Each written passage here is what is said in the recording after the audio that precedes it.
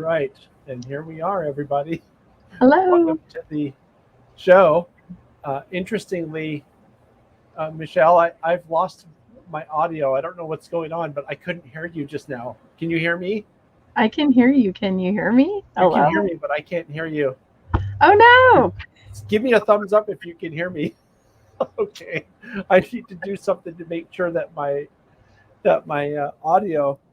That was so strange. As soon as I said to go live, the audio disappeared and I wasn't able to hear the music or anything. So I'm going to work through that. And let me do the intro without being able to hear you, Michelle, real quick, and then I'll figure out what's wrong with my computer. But I just have all kinds of problems on this live show, and I'm going to say it's your fault, Michelle. It's totally my fault. That's what it is. You can't hear me say that. I'm sure you said something really good, but I can't hear you. I'm going to blame John. I think it's all John, you're one of your co-hosts. I'm here with your other co-host, MK. And while I go try to figure out what's wrong with my audio, I'm going to let MK tell you why she's MK. Take it away, MK. Okay. I told him that my name had to be MK tonight because tonight's all about Union Pacific Steam. Woo! I know we said we wouldn't have a topic, and then now we have a topic. So that's kind of how we roll at this show. Anyway, so I'm known as MK because Ed Dickens likes to give people that he works with a lot, he likes to give them nicknames, so they're short. He doesn't have to say my whole name, so I'm just MK. But the whole crew now calls me MK.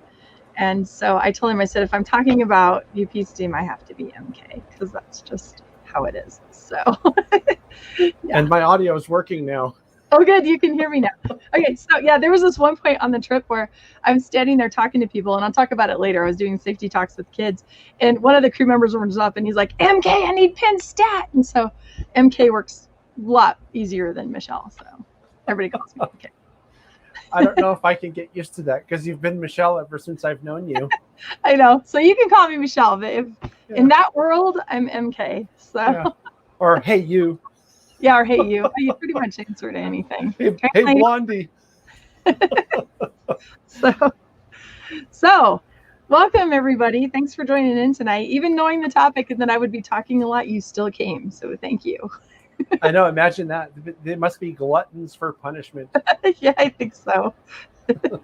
Hey, I don't want to go off script, but I also don't want to keep Robert waiting forever. We have someone that's calling in, and if we start talking about 4014 and talking about the kind of stuff that I've been doing, Robert's going to be waiting a really long time. Let's talk to Robert. Let's bring Robert on real quick and see how he's doing. Hello, Robert. Welcome. Hello. Hi, Robert. Thanks for calling. John. We're doing kind of, I apologize. On my podcast this past weekend, I said that this was going to be an open free-for-all, talking about whatever. And then Michelle went and had this big adventure chasing the big boy all over the place this past week. And I thought, oh, she's going to have all kinds of stories and pictures and stuff to share. And I thought that would be more interesting than listening to us talk about, well, nothing. Well, 22 years of it as an engineer, retired. Right. And John, you and I talked. I looked at Mike's Osborne's, from LA to Bakersfield, and he brought back some old memories. That was a cool presentation, wasn't it? Oh, yeah. There's some funny spots and all that. And up here in the Northwest, I sent off to you a thing about, your favorite rail fan spots. Yes, and that was a great idea. Yeah.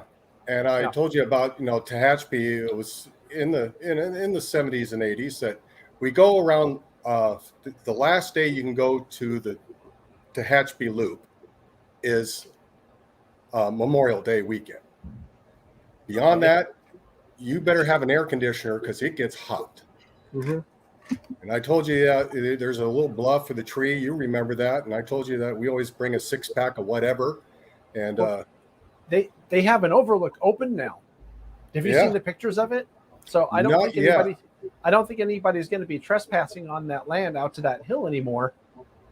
So, or they will, and they'll just go up there anyway. But I know a modeler who, when he was younger, would go to that hill you're talking about. And so when he built his layout of the Tehachapi Loop, he put his car and him on that hill. And I think that's really cool that he modeled himself on there. Yeah, I'm trying to tell the La Mesa Club, since they opened up that new thing for their Tehachapi, they got to build one in their Tehachapi Loop.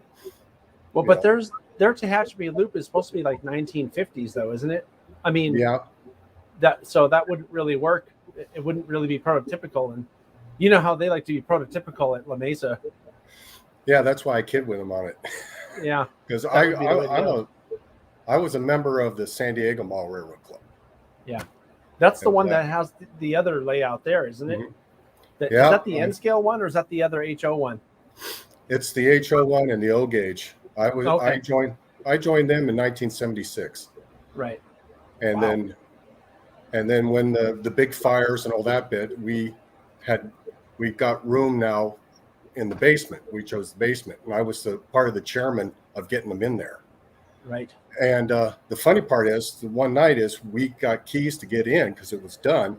We're building sections of the layout at the other place before they closed. Well, this security guard's watching in his car, is watching these 20 guys scamper across to one side, pick up.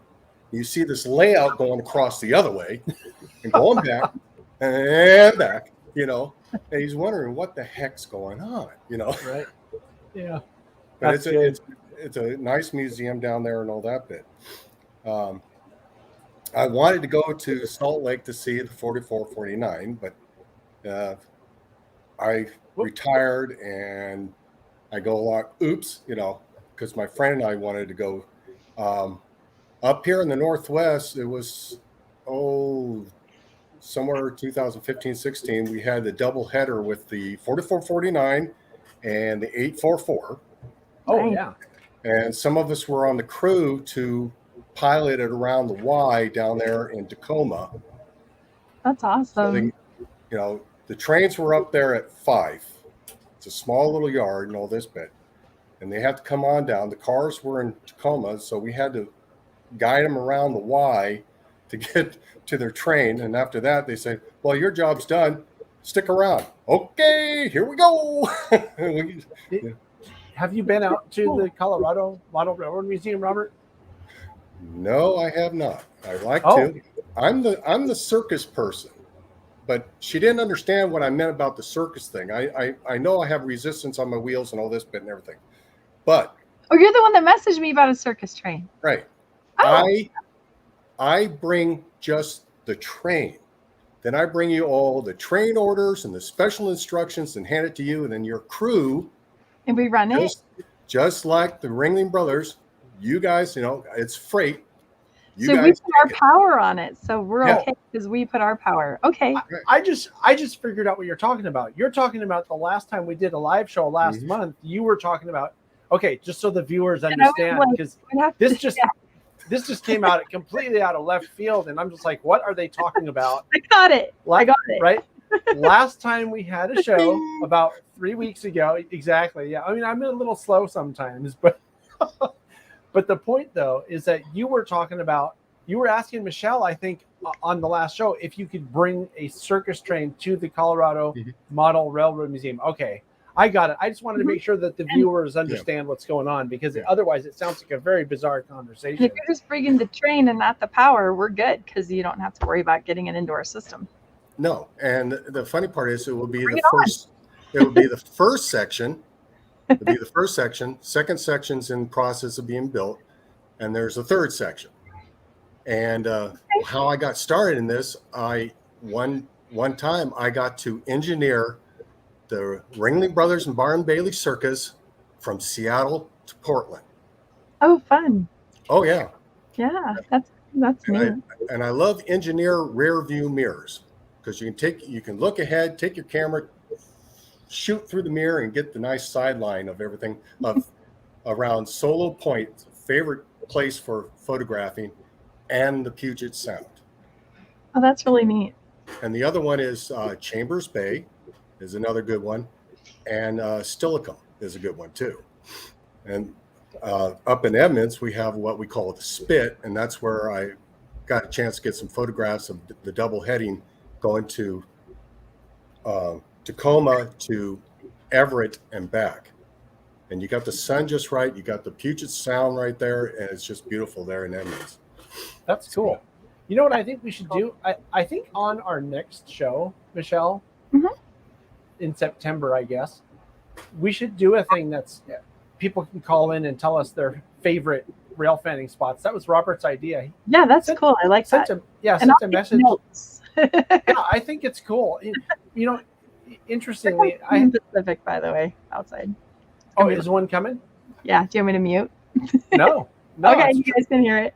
That's a train show. We should actually, everybody else should be quiet. We should listen to the train go by. There's the horn. Yeah. There's the horn. There you go. Coming through. Now he's fast. Yeah, so they're doing. How fast are they going through town now, Michelle? 45? Probably about 30. That one was a local, so that one wasn't flying as fast. They can do 50. Oh wow! So if they're through all the way just Denver to Cheyenne, they won't slow down. They just go. Of course, we're the base. Like we're the bottom of the hill, so they want to go as fast as they can. Oh, it sounds like one of my runs from Portland to Eugene. They have one. It's called Canby, and then it goes down to Low Bar, then it goes up to Hido, and that's fun with you have auto racks because you have to put on the power, set air, just initial, keep it stretched. You go down, and once you go through Barlow, you're up. You start up. You add air, release it, and you're in notch 8 right at that time to get up that hill. The reason for it is the air knuckles on the auto racks, if you squeeze them up, they drop down, and they got high wood crossings there. Yeah, we get a lot of breaking twos there. Yeah, I can imagine. you gotta understand, the SP built their railroad on Earth. And we call the run from Eugene to Portland is the roller coaster. I did the run through Portland to Hermiston or Hinkle Yard. And that's through the gorge, and it's beautiful through there.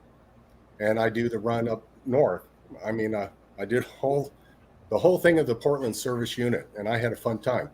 My favorite job is doing the barge job for the Alaska Railroad. Ooh, fun. I just did that trip too. The Alaska Railroad. It's fun because that's the only connection that Alaska has with rail barge to them and back. UP has only 2 spots. Then the 2 spots are in the Gulf of Mexico and Seattle. And we have a ball doing it.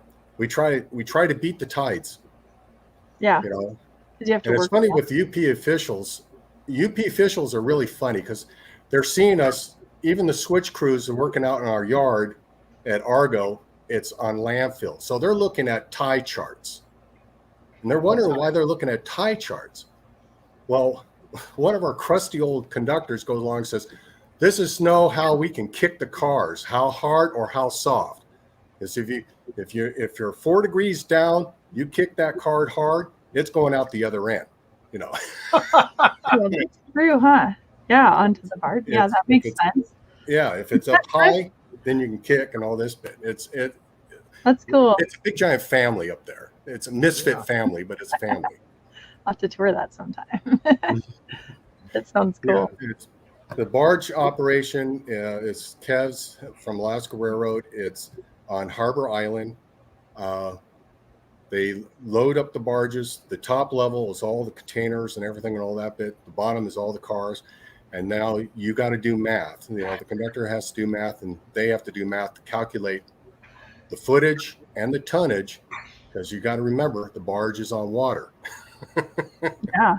And it's real slow operation, but I enjoy it, Oh, but I answered this, but I guess maybe my chat isn't working.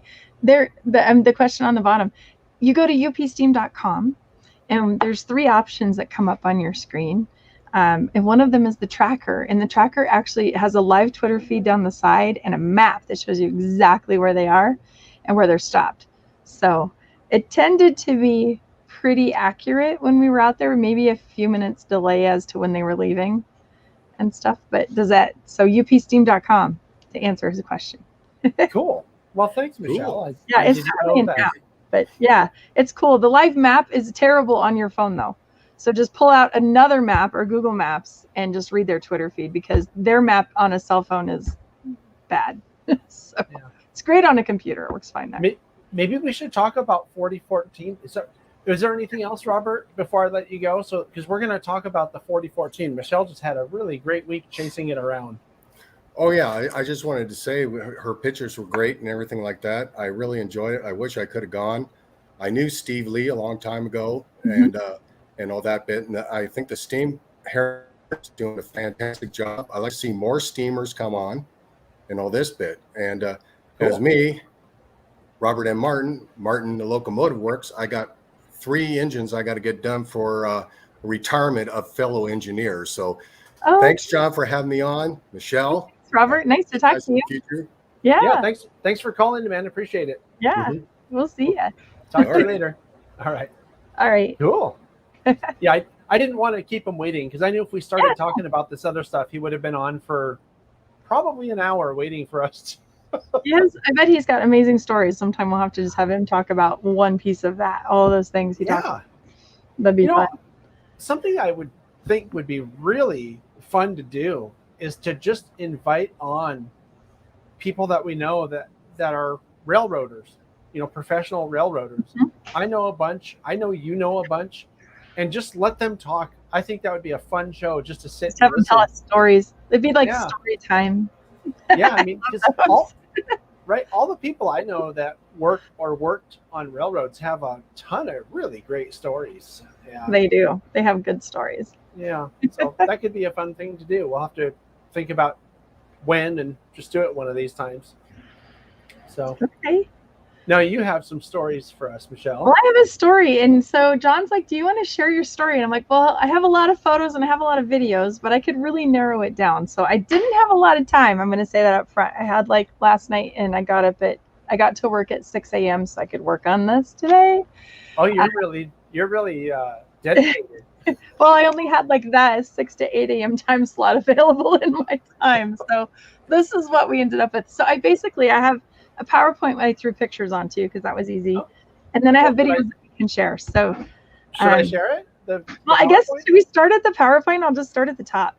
Yeah, let's start at the top and see what happens. Okay. Let me bring it up here. Okay. Can you see it? Can everybody see that? I can see it, so I hope so. I totally screenshotted and stole John's cover. Yeah, but I stole your picture, so I guess there we go. We're even. So why did I do this? I did this because I've never done it. I have never chased the big boy. It pulls up to the museum. How many years has the 844 pulled up? And either I'm on the train or I'm standing here, and I've never gotten in a car and chased a train. And so I thought, I'm going to do that this year. So I asked my friend Jennifer, which many of you know Jennifer Howell, and she's in a lot of these pictures. And I think she's with us in chat tonight, if she can get there on her way home from work. So Jennifer and I had planned this trip, and then another one of our Steam sisters, Donna, she wanted to come too. So the 3 of us ladies, here we are at 6 a.m. on the 5th of August in front of my car. And so we take off on our 4-day rail fan weekend. So here we are. We get to the other side of Greeley, and I slam on the brakes. And they're like, what's going on? I had looked to the right, and right downtown here, just north of the museum, was the Mopac Heritage Unit. So I had to make a U-turn, go back, run across the highway safely, and shoot this photo of the Mopac. So most of these pictures have really bad sky. And the whole trip, because of the forest fires in California, which are super sad, the sky you can see, and you can tell in this picture, the sky is all smoke. But with the morning sun, it made it kind of orangey. But anyway, I'd never seen the Mopac Heritage Unit, the 1982. So there we go. I still haven't. So that was how I'm like, this is going to be a great trip if this is how it starts. Right. So then we decided not to go to Cheyenne because the bridge is going to have 10,000 people on it over the yard, and I've seen that. And so I wanted the Railfan experience. So a friend of mine, Bruce Brackley, he's in the one guy in the photos here. He told me to go out by Archer. Well, I actually missed the perfect Archer bridge with the curve. Like, I totally blew by it accidentally, and I went to this bridge, but that's okay. This is still considered kind of Archer. And so we went out in the field, and I'll make a YouTube video, and I have a picture of us girls walking through the sunflowers, which is really fun. And so we waited there for our first chase, and Bruce showed up and gave us, you probably can't tell, but he gave us Union Pacific wine glasses for our sister trip. Can you see we're holding glasses? I think so, yeah. Can you see that? He said that, if we're going to be on a ladies trip, we need to have some wine glasses to start it off, and they're Union Pacific ones. So I thought that was super sweet. For sure. So this is our first run by, and I actually have the video of this, and that's the video I have sitting there for you, John. If you want to drop this, play that. Yeah, this is the first run by. So this is the first time I've ever actually been in a field of weeds and sunflowers waiting for a train. Okay, so let's watch. It's pretty here, doesn't she? Yeah, let's watch the video real quick. Yeah, so drop this and bring up the video. I don't know how this stuff works. We're trying it for the first time tonight, folks. Here we go. I'm gonna.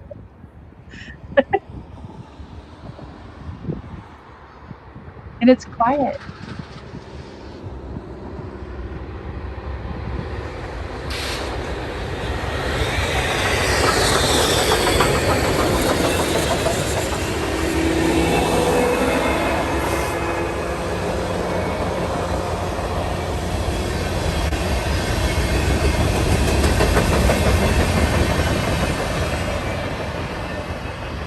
Right on. It worked. It worked. And just like that, it was gone. But I want to point something out, though, because I think this is important for people when it comes to safety. You could not hear that train until it was right there. People say that, oh, how do people get hit on railroad tracks? That's how, because trains are not. What you were hearing was the cars on the highway on that bridge. Right. They were louder than the train. The cars were. Exactly. So, yeah, exactly. But Robert Darby is asking a question that I had as well, and I don't know if you know the answer to this question, but what was up with the freight cars that they were pulling? Do you know? Yeah, I do know. So they had 7 hoppers on there, and that's just, they were kind of randomly picked for them by Union Pacific. They need the cars for braking. Because you've got, 1.2 million pounds of locomotive. You've got however many pounds of water in the water tenders. You've got the other locomotive and 3 tool cars full of stuff, and it's very, very heavy. And so you don't want to use the locomotive brakes to brake all of that. You really want more air brakes from the back. And so the diesel is there for that purpose, and also the brakes on those hopper cars help slow it down so we're not wearing out the brake shoes on the 4014, which cost about probably 400 times more than any other brakes on that train. So if that makes sense, it's safer, it's smarter, it's cheaper. So that's why they're on there. There were 7 of them. There were 5 UP hoppers, and there's 2 Mopac ones. I was really excited to see those old rusty Mopacs. I actually liked them. So I think it's prettier with the passenger cars, but these were interesting at least. I liked them better than the clean ones. I don't know why I thought it looked better with weathered looking hoppers than those clean ones they used in 2019. So I don't know what everybody else thinks. You guys can put in chat. Which do you prefer? Can I tell you what I prefer? New ones or these old ones? Can I tell you what I prefer? Yeah. Anything. It's a train. It's a train. And they had a caboose. They had the caboose because they needed it for the test run, and they just never gave it back. I thought the caboose was more interesting than the freight cars, to be honest, because how often do you see cabooses anymore? I know, and I thought it completed the train. I just think it was great that they put a caboose on there. Yeah. So anyway, okay, I have one more video to show at this point, and it's the other one I just added. Because this is what it's like. We got in the car. It just went by, and I'm like, okay, now we got to do this chase thing. And so we're on this railroad road, and it just goes east by the tracks on the map. So we just went down it. I had no idea that it looked like this. So go ahead and play this video. Okay, here we go. Okay, so here we are on the chase on a muddy road where the windshield's getting all mudded up, so you can't see anything. But you can see the train way up ahead there if we can ever catch Oh, there it is. Nothing like Wyoming. Okay. So they were sealing the road. This is like a sealant they put on dirt to keep it down. So not only did my car get covered in mud, it was stuck on with like glue. Oh, that's not good. So the whole time I had this super dirty car. I did stop and wash the windshield, but I had to scrub it. So we started off on mud. So Yeah. I'll show. There's quite a few run by videos I've got. If you want to wait, Oh. if you want to see that one again, we can do another one. Let's do another one. Let's do another one. Do another video. Okay. Yeah. Why not? Let me go to my video files here. I have them arriving into Kimball, which is the next stop. So let's do this one. Yeah, people are all excited by the caboose, Michelle. Okay. Let's watch another one. Here we go. I'm sorry. This is Pine Bluffs. This is the first stop of the day. Oh, Pine. Will we see the caboose? Yeah, you Okay, should. here we go. The whole train. Here we go. I'm going to start it then. I'm going to be quiet. Let's watch this.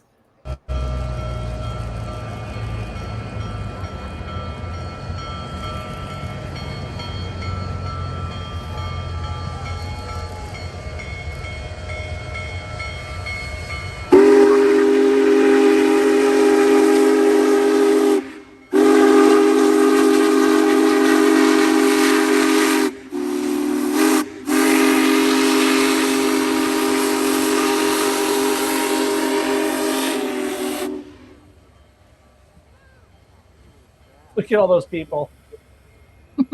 That was a small crowd. Yeah. Okay, I think we can see. It's probably going to be too far away. We'll have to find another video of the caboose. But there's one on there. Oh, and look at me. I didn't pan far enough. Okay. Yeah, what's up with that? You lied. You said there was a caboose. I'm so sorry. I'll have to pick another one here in a second. How dare you? I see Dave is asking a question about the caboose. The caboose was used in the test run as a shoving platform. They needed someone on the back for when they were backing up and testing reverse moves, but they just kept it. So no one's in the caboose on this excursion. It just looks pretty. Did that answer the question? You answered the question for me. Okay. Hey. So, yeah. So you're going to bring up another one? I could bring up another one. Do we want to watch through all my videos first, and then we'll go back to my pictures? Let's see. Okay, but now they're kind of out of order. Let's see where we're at. And by the way, Michelle, can you see the videos on your screen? And there's like a little thing next to it that says StreamYard is sharing it, and you can tell it to stop sharing. Do you see that in your player anywhere? I don't think so. Okay. I'm going to try it because I'm starting to get a whole bunch of windows at the bottom of my screen. So I'm going to try to make one of them go away. Can you delete? No, do I need to do it? Do I need to delete them? Is that what you're saying? I'm going to try doing it myself. But it says when I do this, it says kick from studio. But it's saying that it's going to kick you from the studio. But I don't know. It says, as a guest, you can only share 3 videos at one time. To share a new video, remove one of your videos. So I have to do it. So using the 3 dots. Hold on, I got to do it. So I stop the screen share on this guy. Remove from studio. I have to do it. Oh, look at you go. Look at us learning technology live. Yeah, because I was going to say, if I do it, I'm afraid it's going to kick you off altogether. And I don't want to kick you off. Oh, you guys might have a better night if you did, but I have a video here that was going to show the caboose. So let's do this one. Here's the answer to my question. Dave says it kicks the video only. So that's okay. I can delete them off. Okay. Okay. So here's the next. Should I do it? Should I play it? Yeah, play this one. At least I know the caboose is there.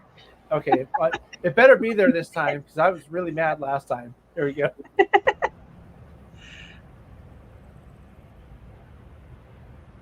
This is the curve. We're standing in the weeds for a long time waiting for this video. No, I can see it coming though. I can see the smoke way up there. And I could be wrong. I might not have the caboose in this one either.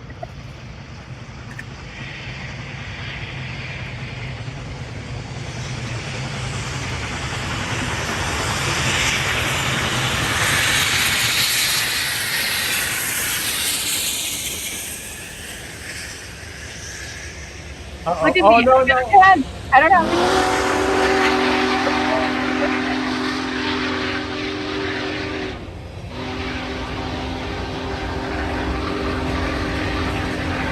Oh, here comes the caboose.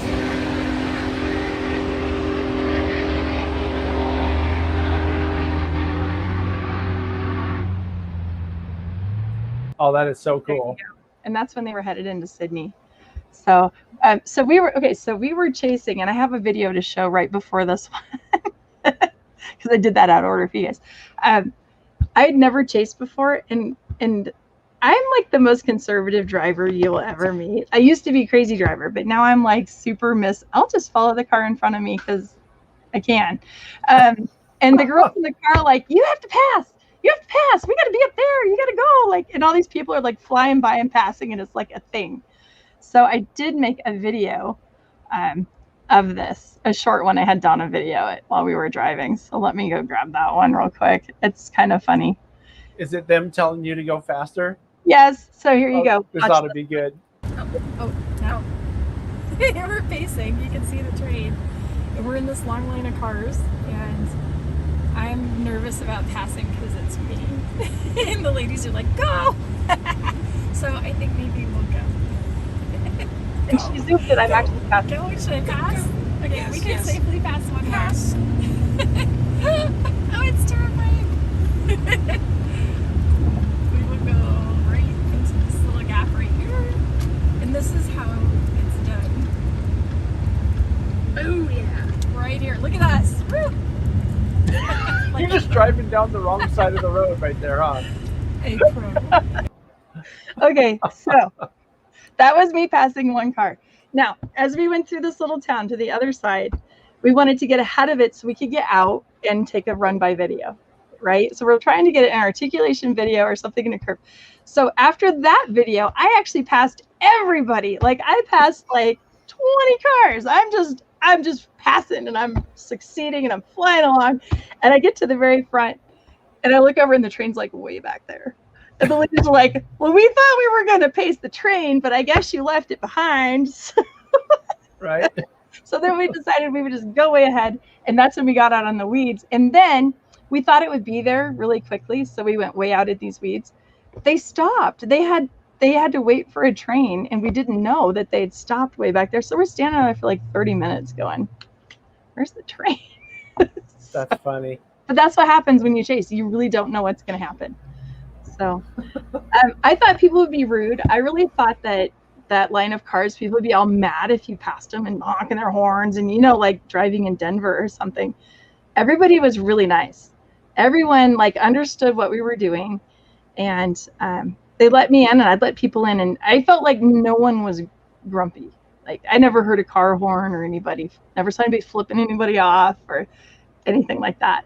Except one time we left Ogallala, Nebraska, and we're getting ready to chase, and it's 2 lanes in this little town, and this cattle truck, this semi-truck hauling cattle, gets stuck in the middle of the chase. I felt so bad for him because we're doing 40, right? I mean, this isn't the 844. This is the big boy. It tops out at like 50. That's all they ever do.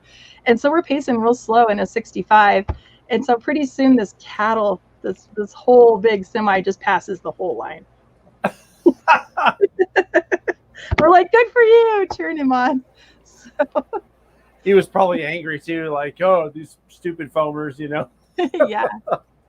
So we have a question over there about UP Heritage Fleet cars. They have so many. Union Pacific has so many cars. Is it this one from Dave? Okay, so to answer Dave's question right there, the rest of the Heritage Fleet, the consist is actually being put on probably as we speak in Parsons, Kansas. That's where it's meeting the train. They're leaving those hoppers behind tonight. They're getting their excursion cars. They go to Texas with them, and then they actually do the excursion in New Orleans, and then they will pick them back up on the way back. They will drop off the excursion cars and pick those awesome little hoppers up again for their ride back through Colorado. This question is, what Union Pacific excursion passenger cars does UP 4014 have on it? I did see a list of what exactly is going to be on the excursion on the UP Steam Club, but I didn't write it down. I know they'll have the City of Denver on there. They'll have probably the Challenger. They'll have the Missouri River Eagle. They usually have that one. It's a dining car. I'm not sure what all they've chosen to go on this trip. We'll find out tonight. If you just look on YouTube or on Facebook, I'm sure. Here comes another UP. Here we go. They're busy. Yeah, they're busy on the Greeley sub today, huh? They really are. Yeah. So let's see. Okay, so you saw my passing one. Okay, the answer is probably most likely no, because unless you want to donate the millions of dollars, it's Yeah. probably gonna Well, I happen. don't know. That looks like Frank Zappa to me. He can probably afford it. And just so you guys know, it was hard enough to restore something 5 years ago. But at the end of 2020, a rule went into effect that anything that runs on a main line has got to have PTC equipped on it. Mm-hmm. So now you have to add another $1 million to $2 million to add that to whatever you think you're going to restore and run if you're putting it on a main line. So It makes me wonder if 44, 49 will ever get to go out again. that's a good question. They'll have to figure it out. So the big boy has PTC with it, but it's braking only on the steam locomotive. It obviously can't control it.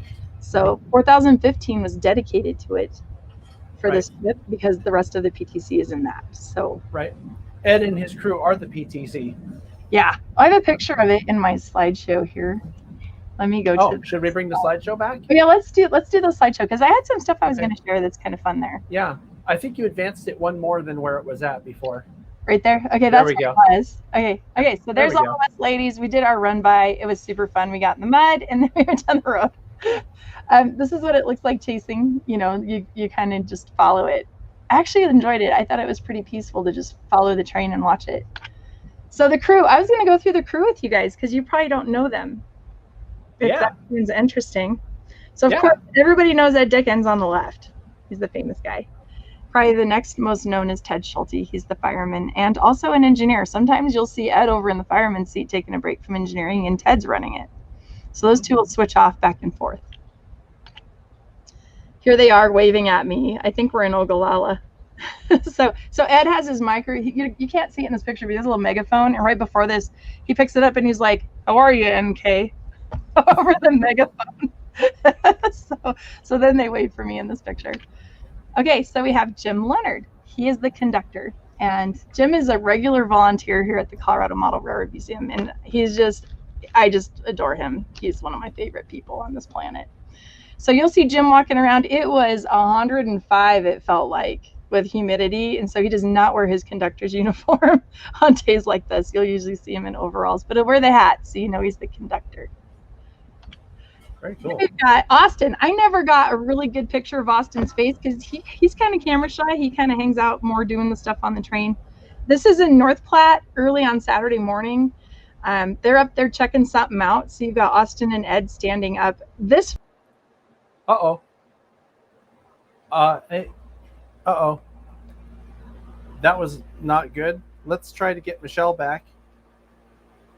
Hang on 1 second, folks. I don't think she realizes she's gone. Okay. Well, how about this? Why don't I play a video for you while we're waiting? Oh, here she comes. Did Hi, I Michelle. drop out of the studio? It was just gone. My screen was gone. Yeah, can you share that? Yeah. Share Yeah. that again. Sorry about that. That was me. I was trying to boot the video, and it did what I was afraid it would do. Oh. So I apologize for that. That's okay. Now we know, right? Yeah, sorry. That's okay. Well, Dave said earlier that it just boots the video, but apparently it boots everything. So there you go. Sorry about that. This is my favorite photo because look how tiny they are on that machine. Yeah. So it was just, and this is the only time we had clouds in the sky for pretty photography.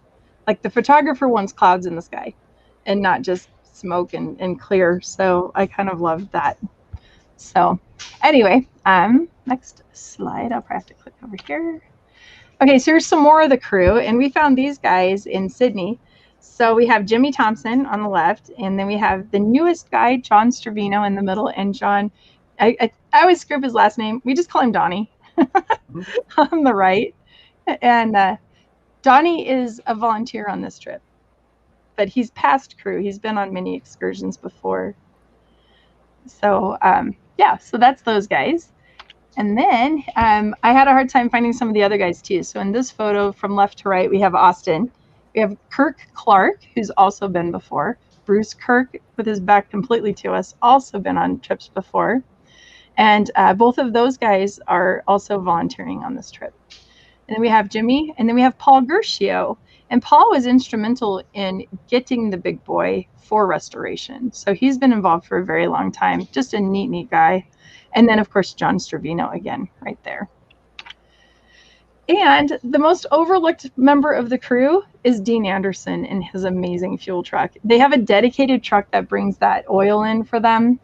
And Dean is just a wonderful man. If you ever get a chance to talk to him, you should. He's just a great guy. So there you go. Yeah, cool.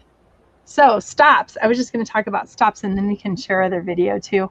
I wanted to share on this picture. I have a whole lot of things going on in these two photos. Oh, what was the question? Are UP engineers? Are these UP engineers or are they volunteers? Oh, that's a good question, actually. Yeah, so there are 6 crew members that are paid staff on here. And Garland isn't on this part of the trip. I think he comes later. So you've got Ed Dickens, Ted Schulte, Austin Barker, Garland Baker, who's not in any of these photos, Jimmy Thompson, and now you have John Stravino. And that is your crew. The rest of them are volunteers. They're volunteering their time. They get their housing paid, but their time is volunteer on here. So does that answer your question? So Ed and Ted can engineer. Firemen are Ted, Austin, and Kirk.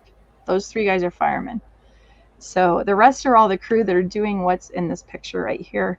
And I get asked the question a lot about, when I'm out on the road, I get asked about the blue sign hanging outside of Ed's window. You guys see that sign right there? Yeah. If you're familiar with blue flag protection along a rail, that's pretty much an industry standard. You put out blue flag if you're working on that section of rail. This is basically the steam engine's blue flag protection. So he puts the signboard out. Every member and volunteer that's on this train has a name badge and has a little round piece with their picture and then kind of like a dog tag hanging off of that and this little clip. And so they throw it up to Ed and then he clips it on the blue flag there, and that way he knows who's off the train. And so it's just a safety feature. So if when they come back and tell him they're getting on, he gives them back their little key. So that's what's going on with that. And then Ed just keeps the flag inside the cab there. And then in the bottom picture here, there's a lot of things going on. You've got Ed at the top, and then you've got the crew working on greasing the rods. And I did a whole lot of videos on what are they doing, because that was the biggest question I got asked walking around with the crowd is, what are they doing? So we can go to those if you want. Yeah. Okay, so let me share my videos. Cool. Okay, so let's see. Let me pick a video. I like this because this is all stuff I've never seen before. And, you know, one of the things I love to do on this channel is to share stuff with people that we haven't seen before. So, okay, so let's go to this video. I'll start here. They just finished pulling the cables from the truck. I had that photo of the truck. Pulling it up.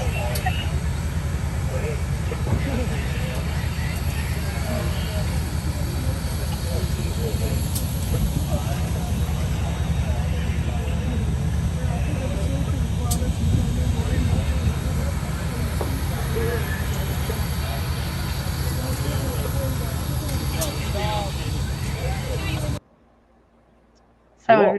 Did you see that? So you could see where the truck was and where they'd hooked up. They fuel at the end of every day. So Dean travels along and fuels it every evening. They do the same with water. I never got a video of the water, but they have a pickup truck with a pump in the back, this big pump. I don't know, maybe Jennifer took a picture.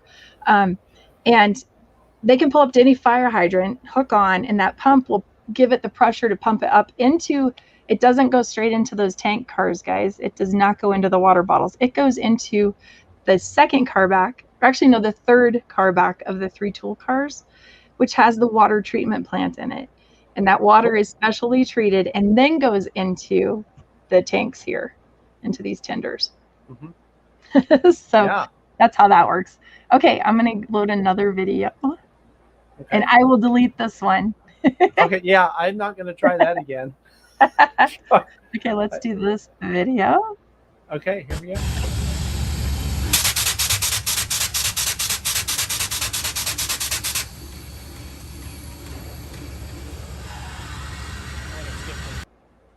Okay, so what were they doing? That's that noise you always hear everywhere they stop. That is greasing the bearings inside the rods. Yeah. So every bearing, and with 844, they had just the one set of drivers, and the way it was just slightly bigger wheels, they never had to move it to complete all the greasing. But with the big boy, they have to put the rods in 180-degree difference so they can finish greasing. So every time they stop now, you'll see them do this, and then they'll stop, they'll step back, Ed'll blow the whistle twice, he'll move forward, blow it once, and then they step in and finish greasing. So it's a much longer process. Something else, something else, Michelle, that happened that you told me about that I think is worth mentioning is there was a point in time where you were standing close by and you're going to take pictures, or like, but you can't get close enough. Remember you told me about that? What was that about? Do you remember? Wait, which one? When I was trying to film these guys doing that? The rods were down, and you said they wouldn't get near it because it's dangerous. Yeah, that's the next video. So show this one I just popped up here. Oh, okay.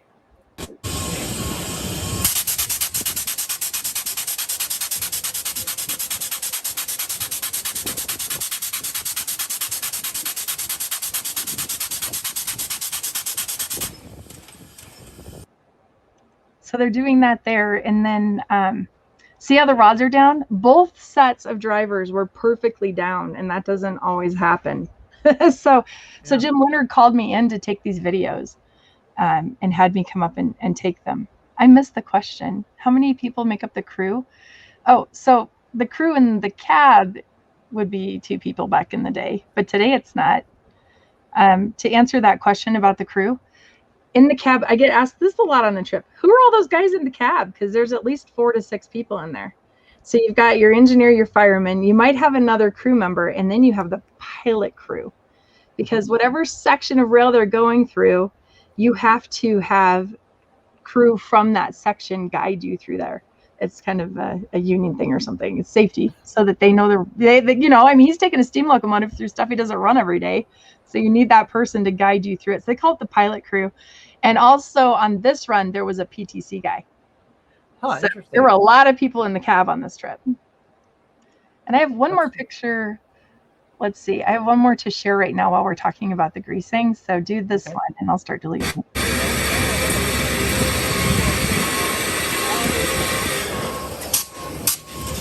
See the gun right there? This is the video. You can see what that really looks like. So all of that, they have to do every bearing on every rod, and they do it probably twice a day on this run. Yeah, at least the part that we run. If they went further, they'd do it 3 times. Yeah.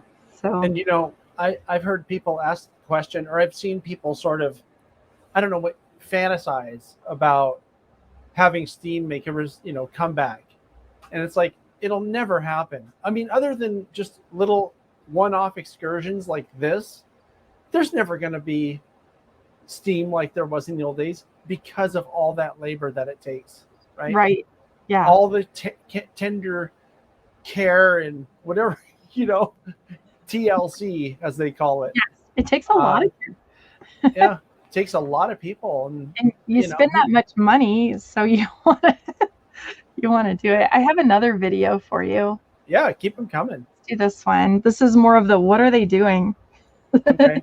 But I want to know if you have a video of Ed yelling at someone with the megaphone. Get back 25 feet.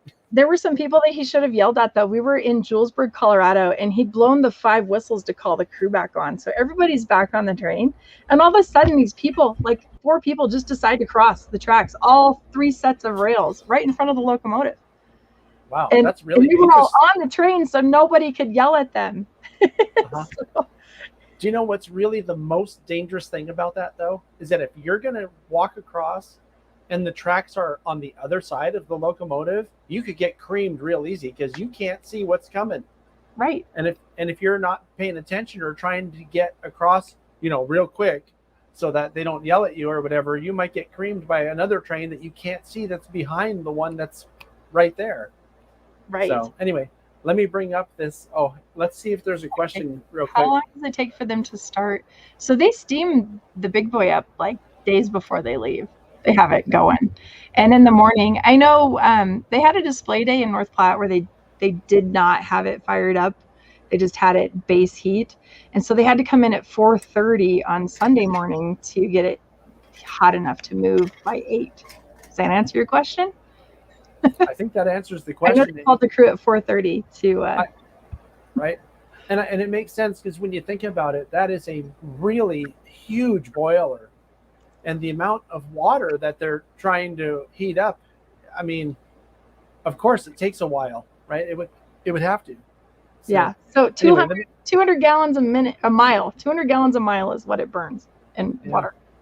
Well, they won't be coming to California anytime soon because we have a major drought going on. Yeah, you do. So, they won't be able to get water. Yeah. All right, let's bring up this other video. Okay. This is a Nathan lubricator.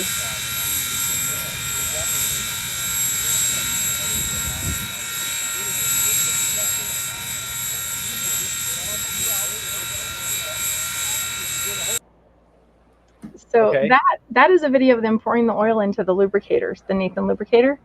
And so on stops, when they don't grease the rods, they at least usually do this. And sometimes they do both. So when you see them pull out a ladder and those little gas cans there that look like that have the liquid grease in it, that's what they're doing. They're filling those. Right. And I think I have one more video of that shows a little more of the locomotive, and you can see Ted doing a little bit of fireman stuff. Let's see this one. Let's share this video. It's at the same place. Ted, he's gonna move a lever, and you can see that. Do you see that lever move?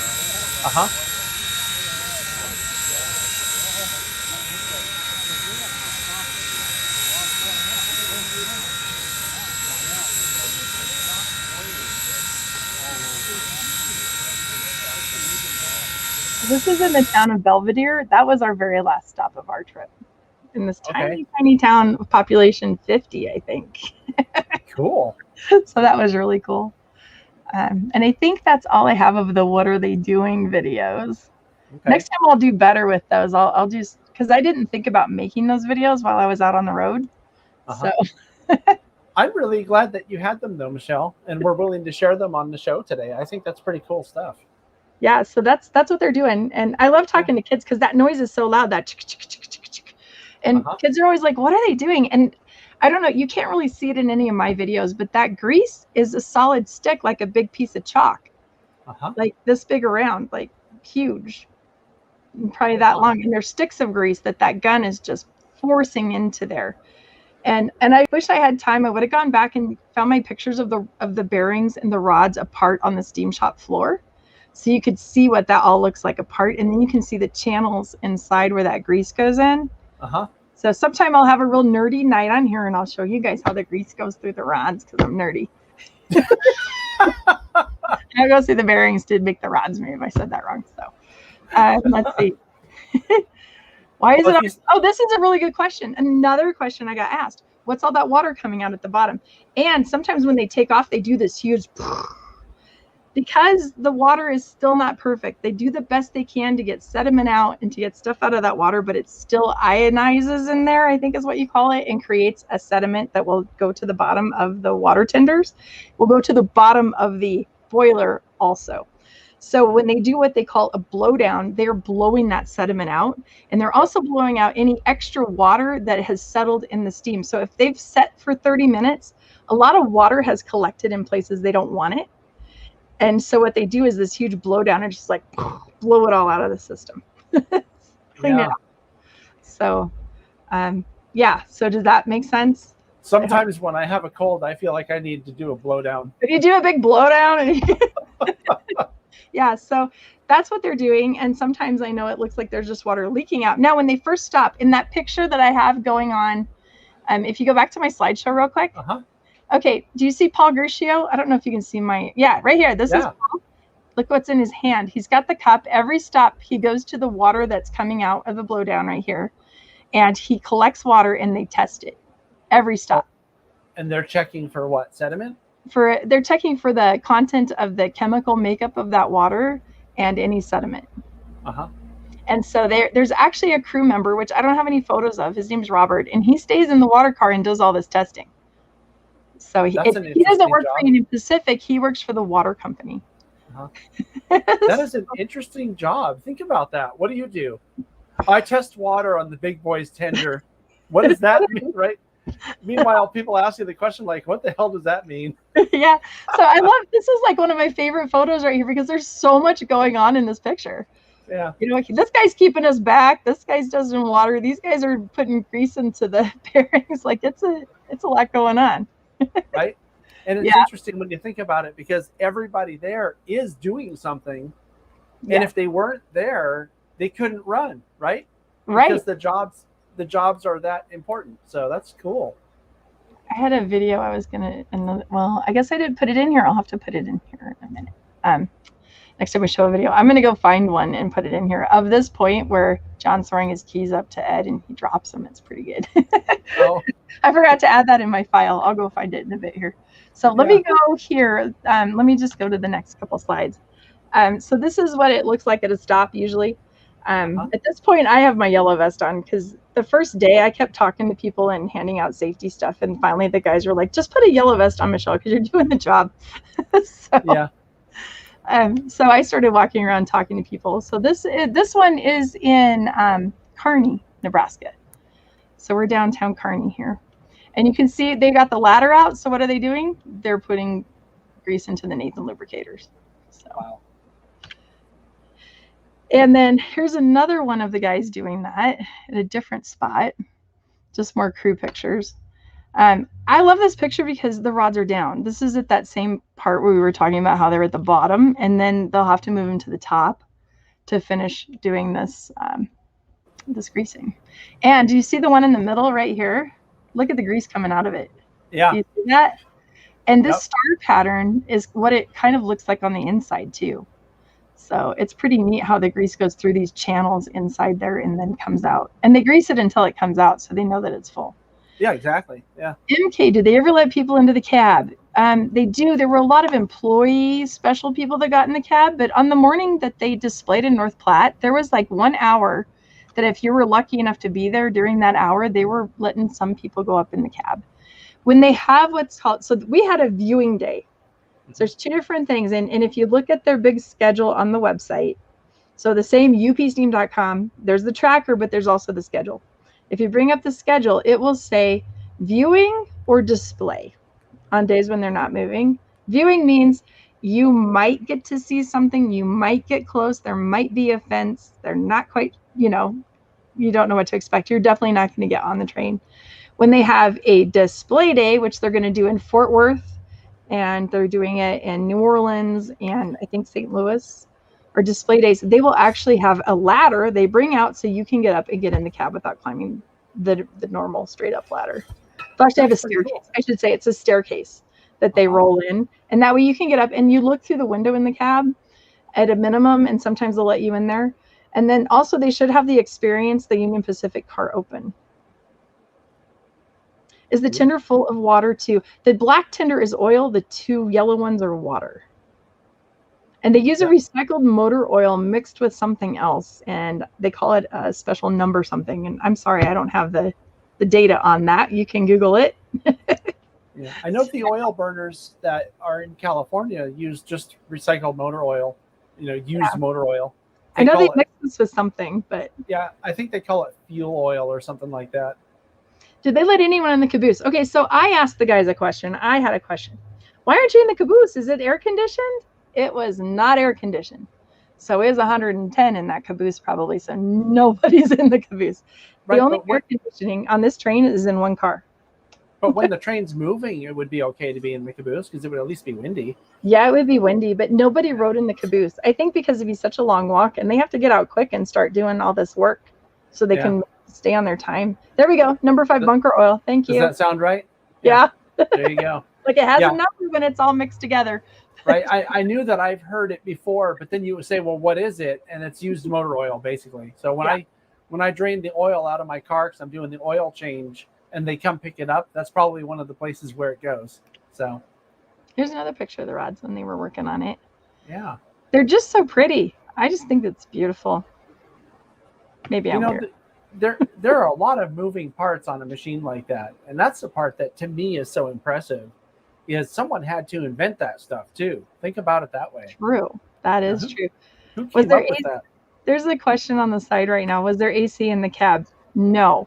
And you wonder why they hang so far out the side, because when you shoot a heat gun at the front of the cab, it's usually like 135 degrees.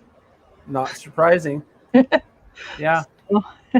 Really, really hot inside the cab of any steam locomotive. I can imagine how hot it must be in that one. So here's just some more photos. This one I know was in Pine Bluffs when they were working there. But so here's the people. I have people pictures. This was fun. This was a fundraiser they were doing in North Platte where they'd let you go and stand on the track and take your picture. So this is my group of people that were with me. Jennifer, who's like my best friend. That's her and I. And then in the other picture, from left to right, we have Nick Valdez. And Nick he's an engineer on the Royal Gorge Route Railroad, but he recently left it to work for his short line, the Rock and Rail, which goes down the same track, but is the commercial line. It's actually a short line. And it was his birthday, and this is his dad. And I can't remember his dad's first name. Jennifer probably will. But and then this is Cody, and Cody's one of the volunteers here at the museum. And everywhere we went, it's like we were all there. So it was fun. I have some more people pictures. So I am a selfie taker and stuff like that. So you'll see a lot of those. But so we have us in the morning here with Ted Schulte, and you can see the guys all working in the background. This is in North Platte. And see how the fence is here? This is viewing. There's a fence. So not display. And then this one's the Gold Spike Tower. Have you ever been to the Gold Spike Tower? I haven't. My friend Murph just went. Oh, wait a minute. Is that the one at Platte? It's in North Platte. Yard?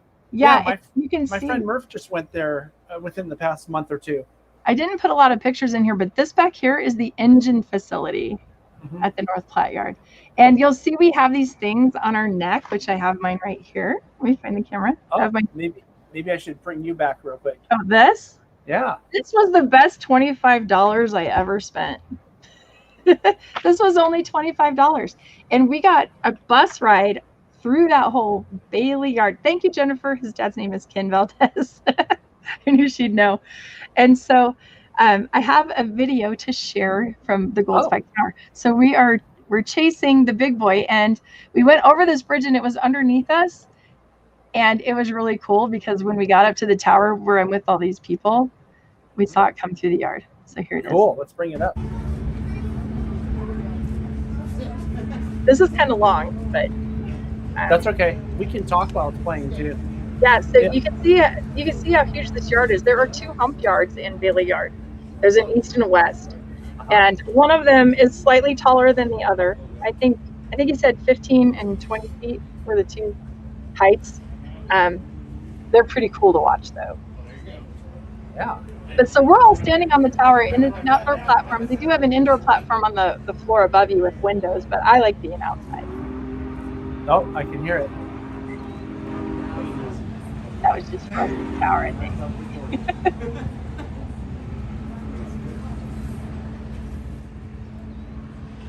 Dave's asking if this is the largest UP yard in the U.S. I think so. I've always heard it called the largest Union Pacific rail yard. Yeah, I think it is. I think I've heard that same thing. But I got to tell you, J.R. Davis Yard in Roseville is also really big. But, yeah, so you can see all those locomotives in the front waiting to be serviced through the locomotive shops.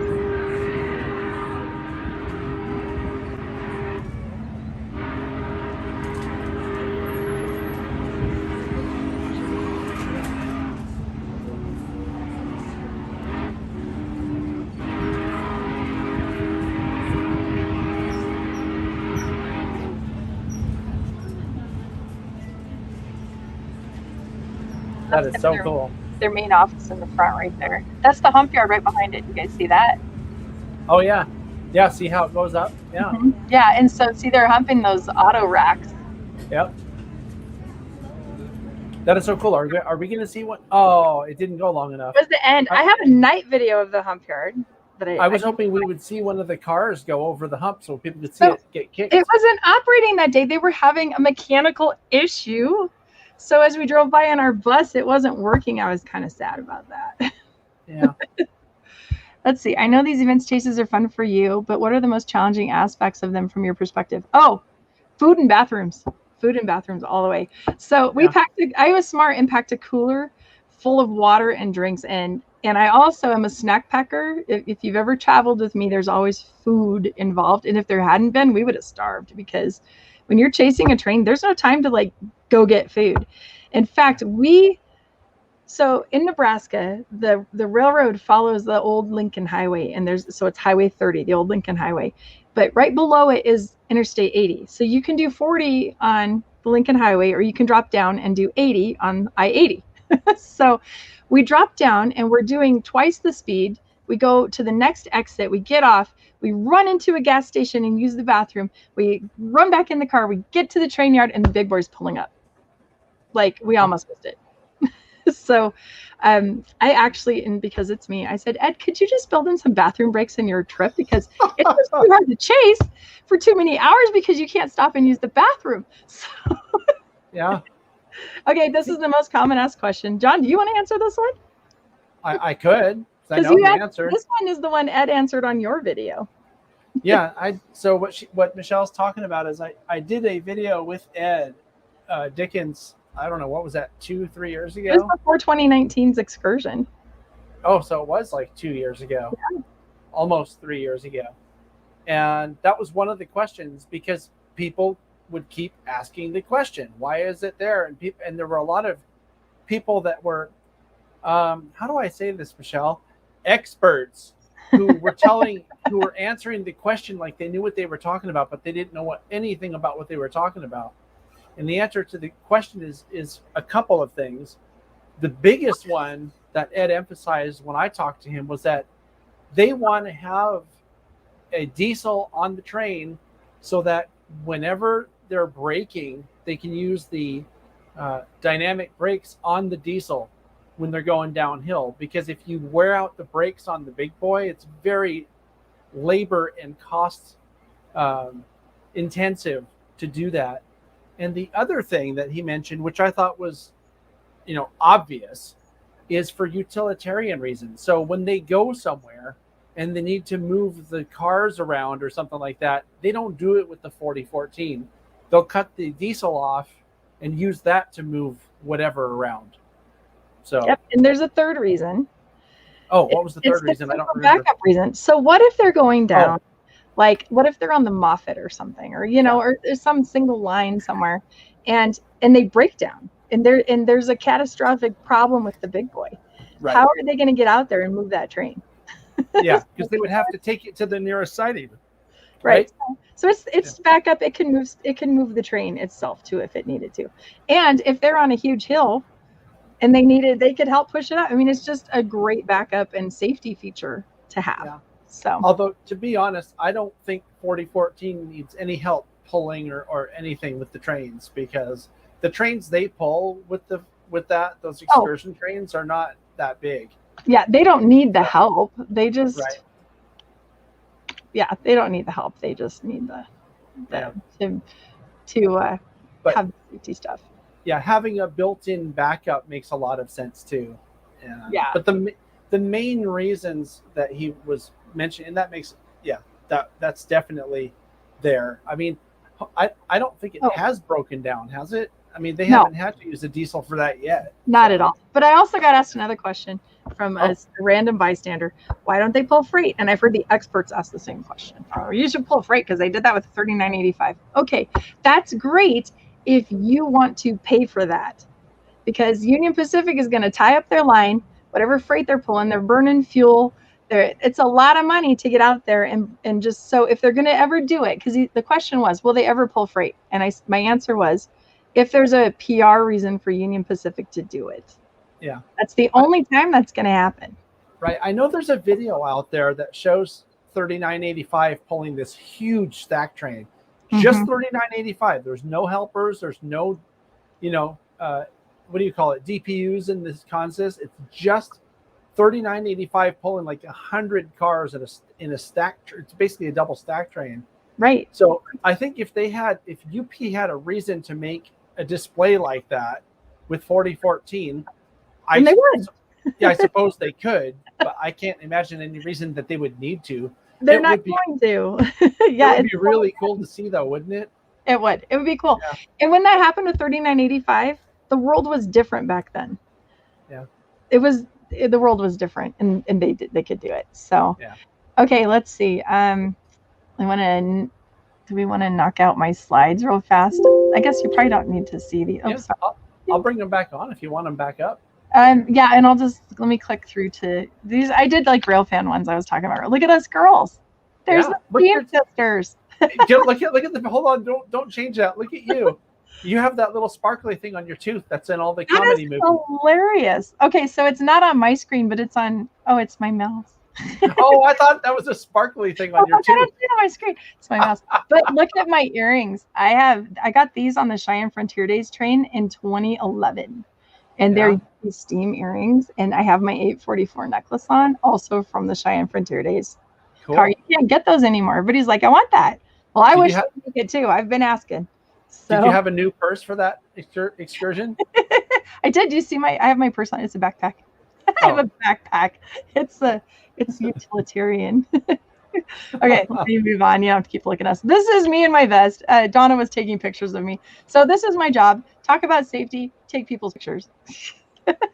Sounds pretty easy, right? Okay, so I wanted to talk about this. These are some of my favorite photos. Right here with the 4015, did anybody notice the changes? The wheels, look at the drivers. The whole wheels are silver. Look at that. Look at that. Look at this. They painted them to match. I got sent a picture of this early on before they left on the excursion, and the comment was Athearn Blue Box. Yeah, it has the green on the hood too, which I thought was pretty cool. Change that. This panel, I know some people were complaining about this panel. This panel has been, I think it's they're going to do something different with it, so it's going to be changed shortly. But yeah, I love the green. I think the green is a really nice like throwback to history. I just love that they did that. And everybody's going to custom model this, and we're going to know exactly what year the excursion is when we see this on the train. Oh, right. Yeah, that makes sense. So, yeah, I like that. Okay, so these are just some of my favorite photos. Just being up close to it is just so amazing. Look at all that piping. Yeah. And here's one leaving Julesburg, and I actually got Nick in there. That's Nick Valdez over there on the other side of the tracks. And then this one, so it was very late at night. I'll move my mouse off the picture. It was really late. It was probably almost midnight at this point, and we went down to look at the train, and it was just so pretty. And so we had to like get up over the fence with our cameras to get this. And Cody got smart and went and found a piece of concrete for us to stand on. So I was going to say you're lucky though, because you're pretty tall. So. Yeah, but this is one of my favorite photos of the whole trip. And we can thank my iPhone Pro 12, whatever you call it, because it has this night feature that gave it light. So it's pretty cool. And then here, I love the sky. There was clouds in the sky this day, and just look how small the guys are on there. Yeah. And then this is the morning. This is the Sunday morning when we went down there, and I think there is a river nearby, so it was a combination of fog and forest fire smoke, but it was just really pretty because it was all like foggy. And this is about 6 a.m. So, and then here we are again in Kearney at a stop. And I think that's it. That's all I got for photos, but I have some other videos to share. Cool. So. Yeah, if you want to, bring them on. Okay. Bring them on. Bring them on. Okay. Yeah, you guys can ask questions. Where's the big boy chalk? It's on there, Dave. Can you see it? Oh, you mean like where did they keep the piece of chalk? I don't know where they I can see it up top, just under the bell there. Yeah, you can see it. Sometimes there's shadows and stuff. So those are my favorite pictures. Okay, so let's see what I've got for video. Here's a run by. Let's do this one. This is them leaving Sydney in the morning. Okay, here we go.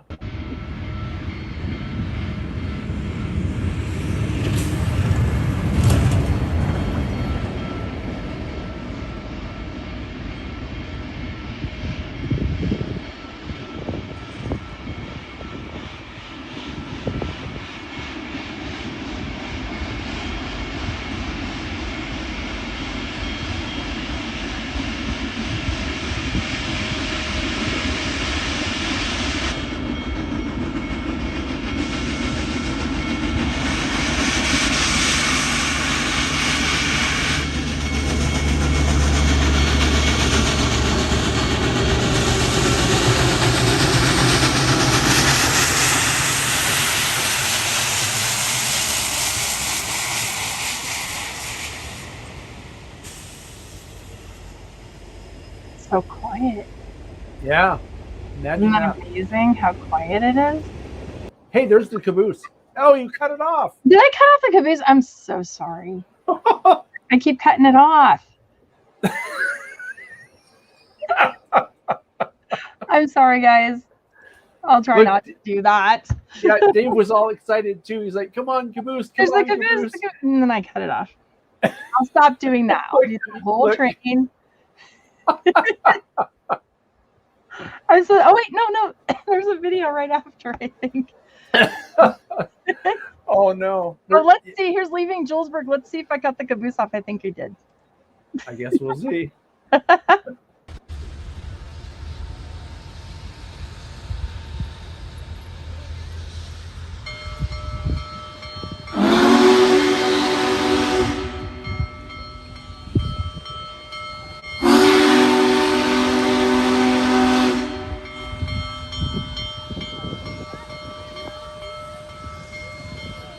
No, I don't know if we're going to see it, but when they took off out of Evanston, a lot of steam comes out of it. Do you see him doing slow down? Look at that. If you're in that, you get dirty. Because all the sediment and dirt comes out. And it's amazing how slow they start off. And so this video shows just how slow it is. He's actually moving.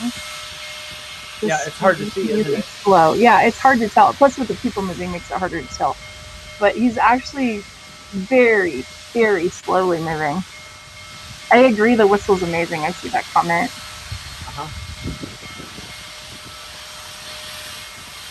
Did it? I don't know if they sand the flues on the big boy, but usually that's what black smoke like that is. Yeah, that might be what that is. I don't know. I'd like to ask Ed. I bet they do sand the flues. There we go. Look at that.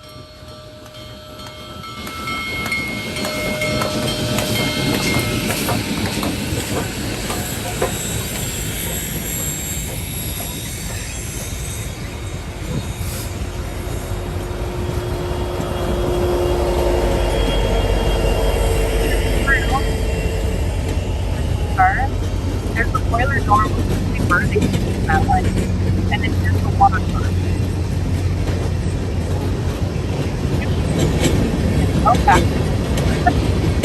Oh, here it comes. Here it comes. There it is. You did it right. You got it. You got it. I did that one right. Right on. I didn't cut the caboose off. Woohoo! Yeah. Imagine that. So that was fun. Okay, let's see, what else do I have? We were on a people bridge, and this one, they're going really fast, and it's amazing how quiet it is. Let me share this one for you. Looks like I fired again. Thank you, Sparky. I know you fired me a minute ago. Right. You were forgiven. I was fired, and I've been forgiven. All right, let's watch this other one. I'm enjoying this. Let's watch another one. And I had to run through the sprinklers, you can hear. I'm very wet to get on this people bridge. Oh, it looks like they're going pretty fast on this one too. Yeah, they were at 50.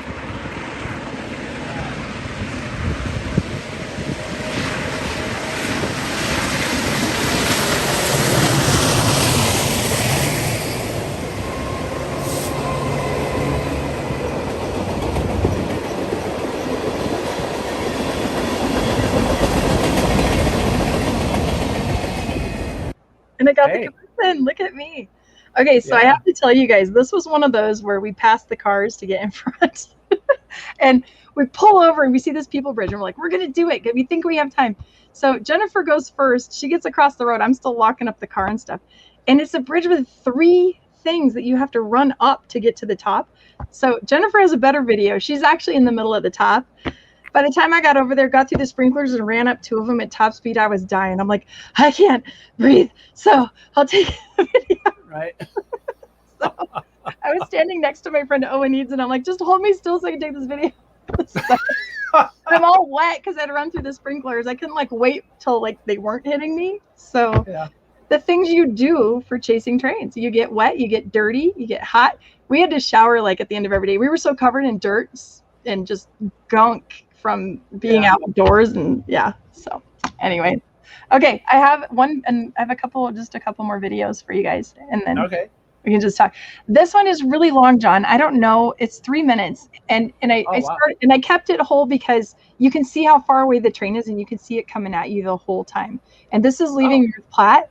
And if you could zoom this, which I think I have it on my Facebook, there are cows off in the right, like in the wild. There are cows roaming the streets of the property off to the right. So you can't really tell. It won't be big enough here, but. Okay, well, let's bring it up, and you can talk while it's on its way. Yeah. So do you guys see this? See the smoke way out in the back? Oh yeah, it's way out there. The steam, like it's totally coming at us now. The track where the big tree is, just to the right of the curve there. There's the tall green, dark green tree.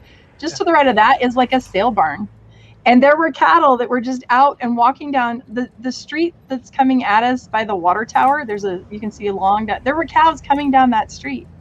And then they meandered over to the little red brick building, and you can see the black dot in front of it is a giant bull. And he came out to watch the train. So, it's a rail fan cow. It's a rail fan cow. Yeah. So they're out there. So I'm sorry this is so long. I didn't have a way to clip it on my computer. I'm sorry. I'm not tech savvy with that. Well, that's okay. We can, while it's playing, we can sit here and BS for a minute until it comes into view.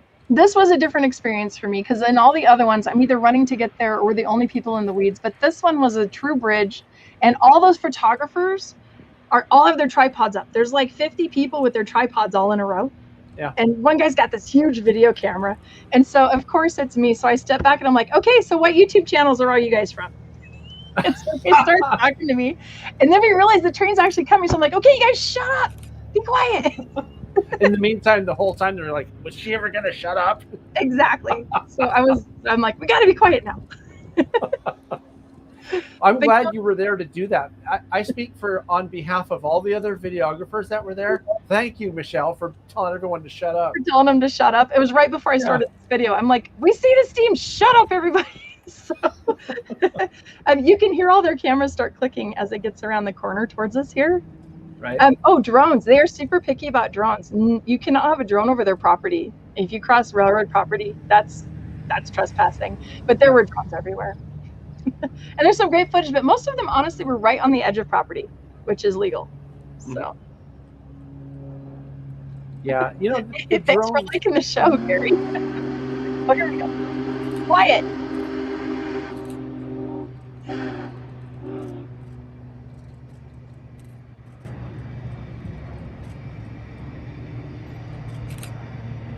Here, I'll make it big again. Hear the clicks? Yeah, that is so frustrating. To see your videos then.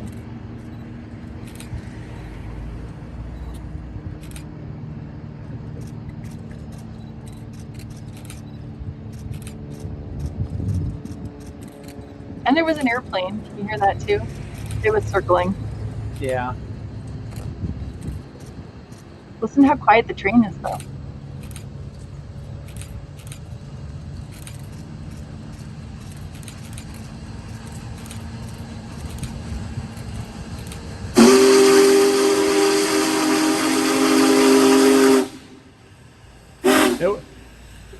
It wasn't quiet just then. Nope.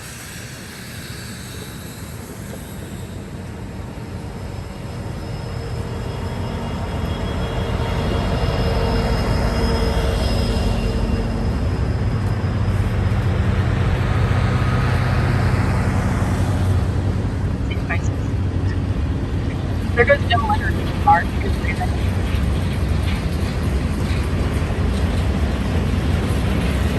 I love that.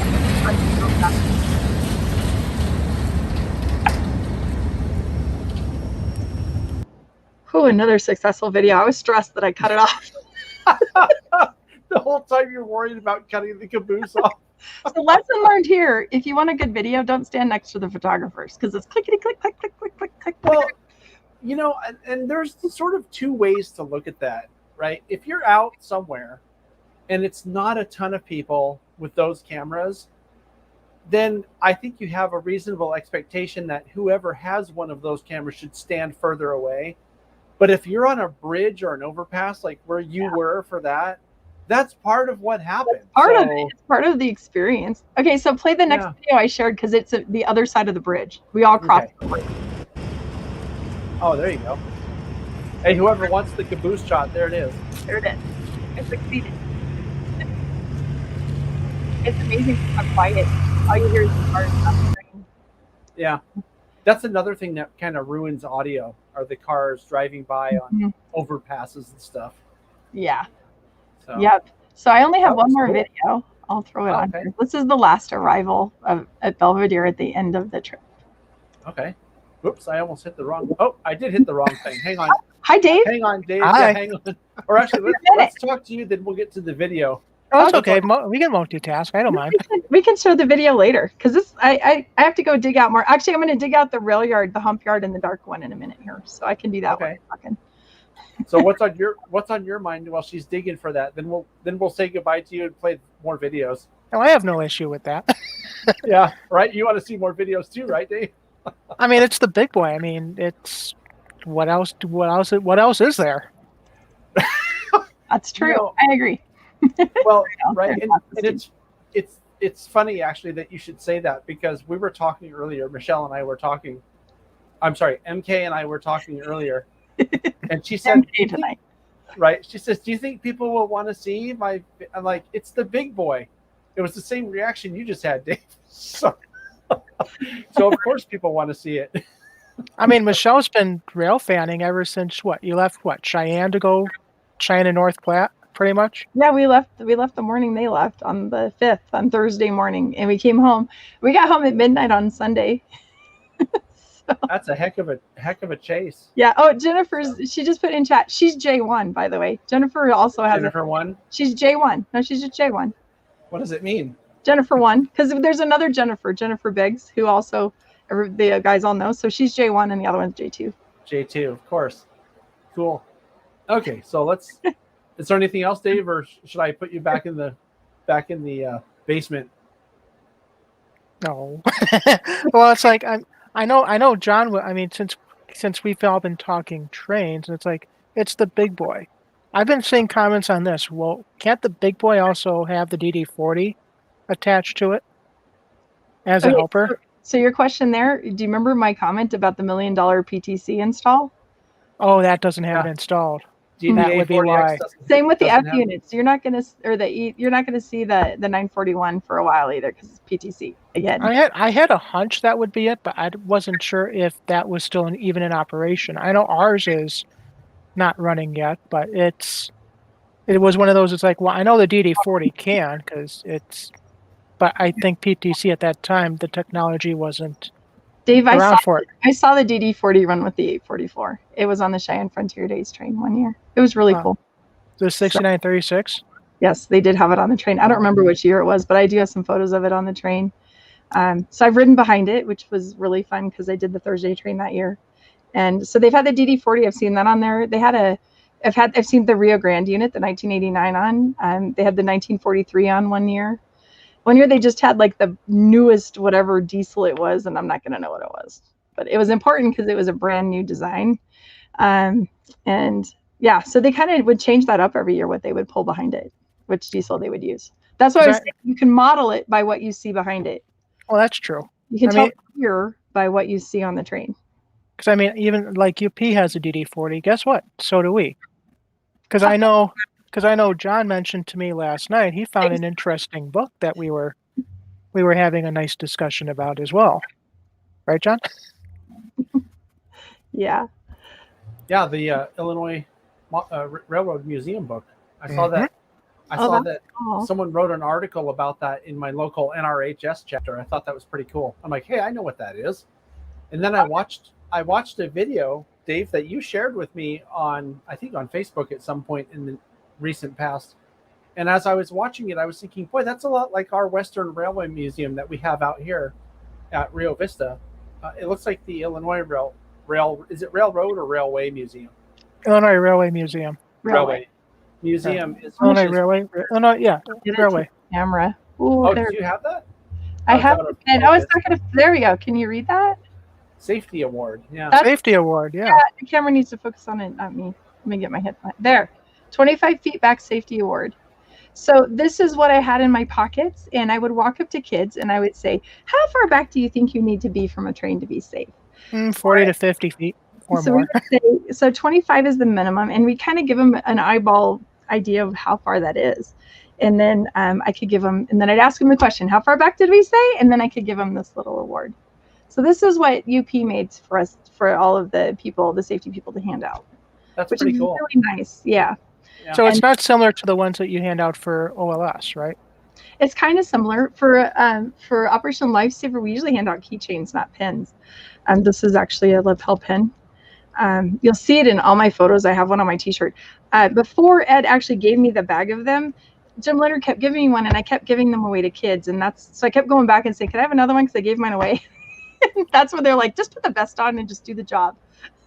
So I wish they were passing those out when the big boy was actually out by us, but that year they were handing out this pin. I have one of those, but I had to pay like $5. They were handing out that year. So, and they also have some of both of these this year. So I just thought I'd show you guys that. So do you guys want to see I found the video of the North Platte Yard. Yeah, but there was another video first. Oh yeah, we got to see it coming into Belvedere. So yeah. Okay, now I learned this is a huge debate question. So let me ask this question before, especially among the photographers and videographers. So I'm on the north side of the crossing because I can see this awesome curve. You're going to see the curve that it comes around coming at us. Okay. And I see Nick Valdez set up his camera on the south side. So I go trotting across the tracks. I'm like, Nick, there's a really beautiful curve that you can't see from where you are over here. And he goes, but Michelle, there's sunshine on this side. Oh, right. And so I learned that sun is greater than curve. Oh, absolutely. So yeah. Yeah. Always go to the sunny side of the track if you can safely. Yes. Yeah, and so always. he's on the sunny side. I went back to the other side because it was parked on that side. But yeah, his video is better than my video. So go look up Nick Valdez later and watch his video of Belvedere, and you'll see the difference between shade side versus sun side. So there you go. Lesson of the day. I have a video that I took that I'm not going to show right now, but I would like to show it later on that demonstrates that as well, because it's like the most perfect light I've maybe ever shot, at least on this one line that I was at.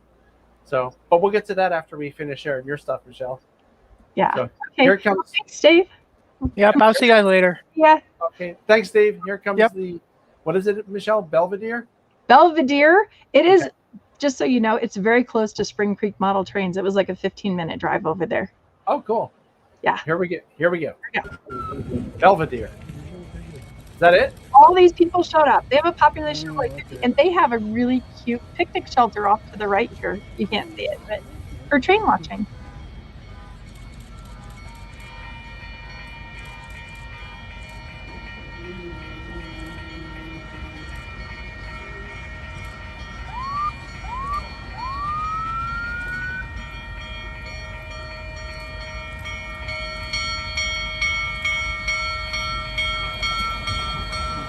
They even had their fire department do that whistle, siren.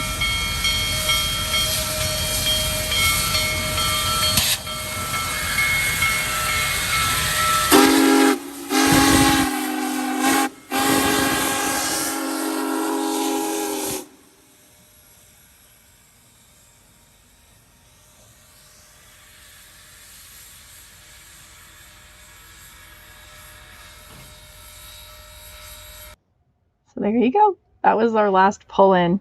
Cool.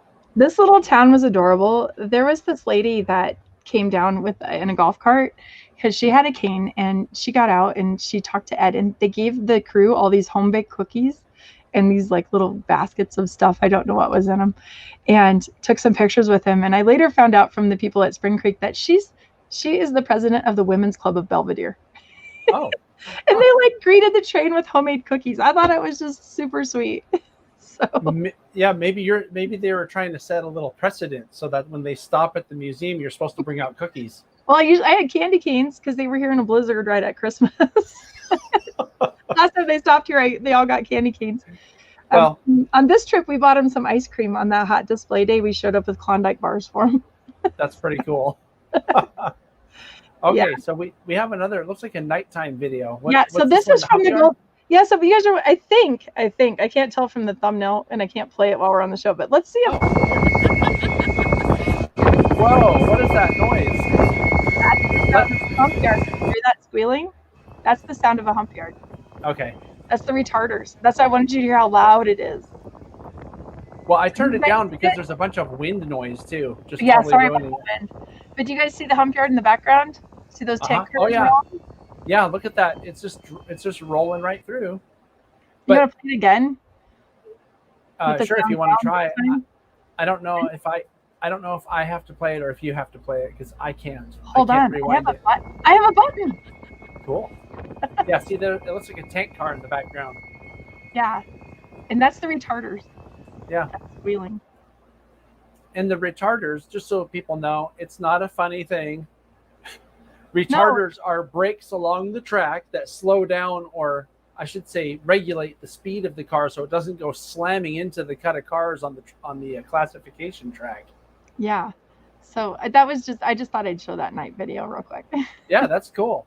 And it does show the hump yard. I've often wanted to do a video about a working hump yard. I thought that would be a really cool thing to show people. So I think so. I think it's fascinating. I could stand up in that tower for hours and just watch that. yeah. So anyway, Cool. That's my trip. Thanks everybody. That was cool. Yeah. Thanks for sharing. I think people enjoyed it, and I was watching the number of viewers, and we had something like 95 viewers at one time. Oh wow. Crazy people. Well, it must have been the thumbnail, right? That nice picture of the big boy. So I want to show you a picture that I took fairly recently at a place called Railtown 1897. Okay. And by the way, before I share the picture, I do want to mention to people that this is supposed to be a call-in show where you can call and talk about whatever's on your mind too. But just keep in mind that you do have to have your video on. If you show up in the chat or the what we call the basement and your camera's not on, you're just going to get banned from the channel because people love to call in and say what do you want to call it, profane things, and it's like we've had surprises. Yeah, you're really not impressing anybody. Yeah, any of it. You gotta be a legit human with a legit camera before we're gonna let you on. So exactly, yeah, and be nice. Exactly, yeah. And I did want to also mention too. I don't know. I see Murph is viewing today, and he went to Bailey Yard. He was chatting on the text thing. Yeah, that's the big bird. Is that the same one that you were at, Michelle? The Goat Spike Tower looks over the Bailey Yard. Yeah. Okay, and he was saying that is in fact the biggest yard in, I think in North America, if not in the world, maybe. Yeah. So it's phenomenal. It's massive. Yeah. So Murph, if you are able and you have pictures available on the computer you're using, you're welcome to call in and share those. But I want to show you this picture from Railtown. Check this out. Now, That's I don't cool. know. I don't know how big I can make this thing, but There's this clouds is, too. yeah, there's clouds in the sky, which is kind of unusual for that area because, well, I guess it's in the foothills, but generally speaking, the sky, well, I guess in the foothills it gets like that. But the sky in the valley, which is only a 45-minute drive to the west of where I'm standing in this picture, the sky never looks like that, or hardly ever. And I know because I grew up there, and so it was never like that. So I'm going to see if I can bring up one of these videos because I think the videos were also pretty fun. Okay. I just have to find it here. Okay, here we go. This may be a video from that spot. Check this out. I think you'll like this. Oh shoot, I can't convert it. It has to be converted. Well, that sucks. I thought I was going to be able to share these, but apparently I can't. Oh well. Oh well, never mind. I guess I'll have to try it some other time. Yeah, I need to change them into MP4s or something. Never mind. Okay. I guess that one Technology. that one picture will have to suffice. Well, you'll just have to do it at our next show. You'll have to show us all that. Get it ready and take us on a tour. That'd be good. Well, I might have other stuff to show next time. Yeah. Oh, I have one more thing to show. When we ended our trip at Spring Creek, and I should have put the picture on there, but they have this cup that they made just for this trip. Look at that. Yeah, and it says Spring Creek on that, and you can order these. It's really a nice cup. It's like the thermal kind, like the. Yeah, that's pretty cool. So I thought it was really nice. I got, and J1 got herself a really cool 4014 coat. Like it was probably 112, like felt like with humidity, and she buys a winter coat. I was giving her a hard time about that. Well, she'll be able to wear it next winter. Yeah. But the question was she wearing it in 112-degree weather? No, but if you go to my Facebook, she's holding it up. I think she might have worn it in the car though, because I was cranking the air conditioning at 11 p.m. so I'd be wide awake. So I think she actually was wearing it in the car. That feels like me. Today it's hot outside, and I had the AC turned on earlier, hoping that it would be cool enough in here, for a while. But I just left it on, and I was told that you couldn't hear the audio of the air conditioner, even though it's really loud, and it's like right here. We don't really hear it.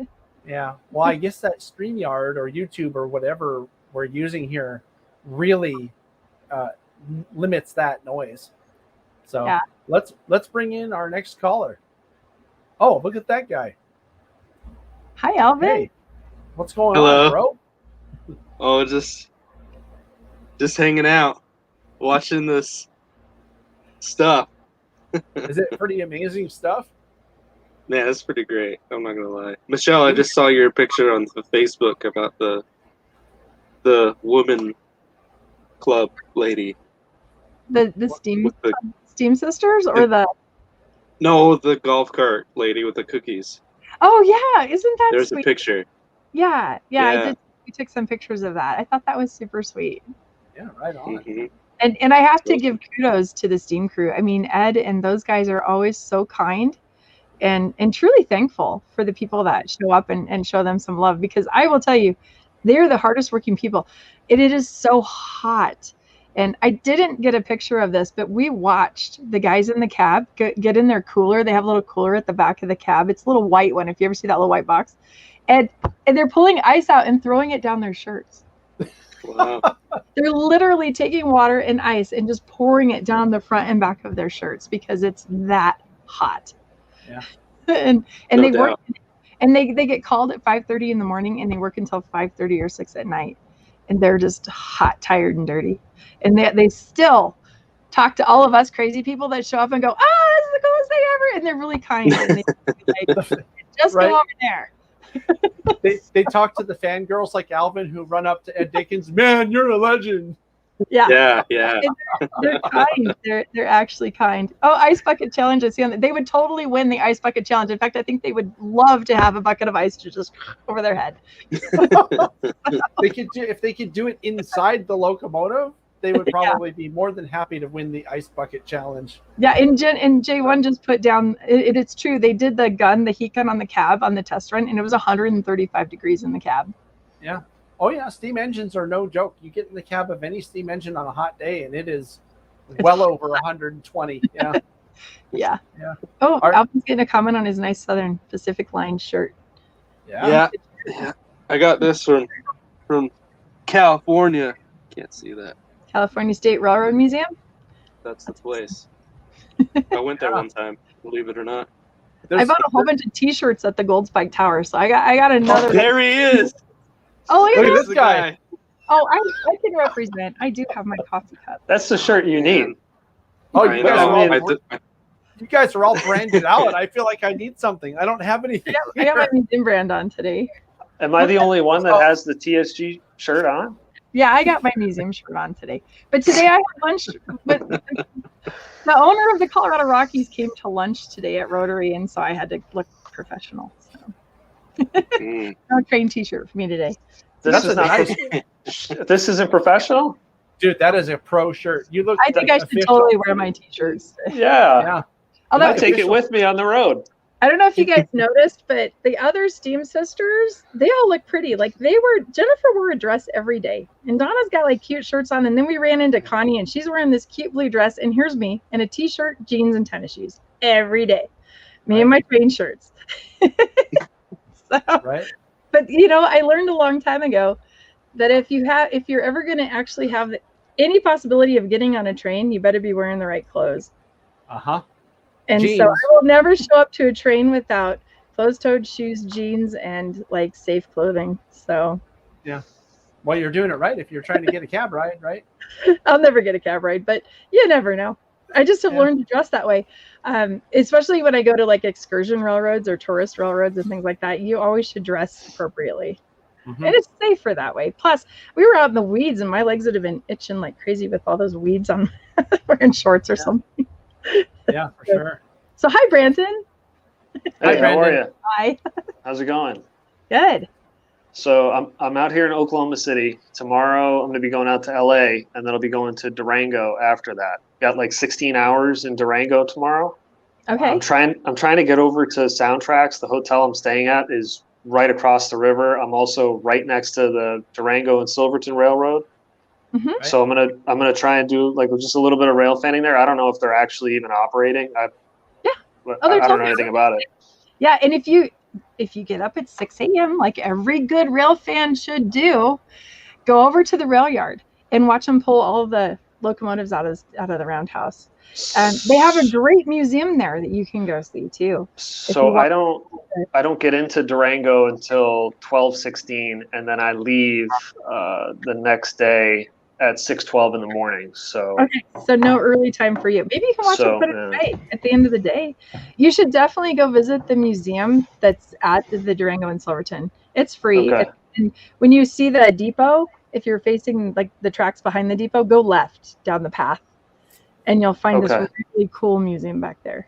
Okay, John, do you know if Soundtracks are they off? Is anyone like allowed in there or anything? I mean, is it even worth? I don't know. It depends on whatever their local health orders are. Right. And I know that if they're in production or not. And so sometimes they have a viewing thing, but sometimes they don't. So it just depends. You'll need to call them and just ask. Just call them. I figured I would just go hang out in the parking lot with the TSG train crew shirt on, and maybe George would like recognize me. They'd probably kick you out. It's like, oh God, get rid of these people. Hang on after the show, and we can help connect you with George. Just kind of like knock on the door, peer through the windows, one of those kind of things. Yeah, if you let me know when you're there, I could try to call. I don't even know if George is in Durango right now. I would assume he probably is, but I could try calling him and say, hey, there's some guy out in your parking lot. If you're allowed to let people in, he's not a terrorist, Okay, all right. I think I can tell him it. that, right? Yeah. Yeah, that's fine. Yeah. It's just a short. What's that?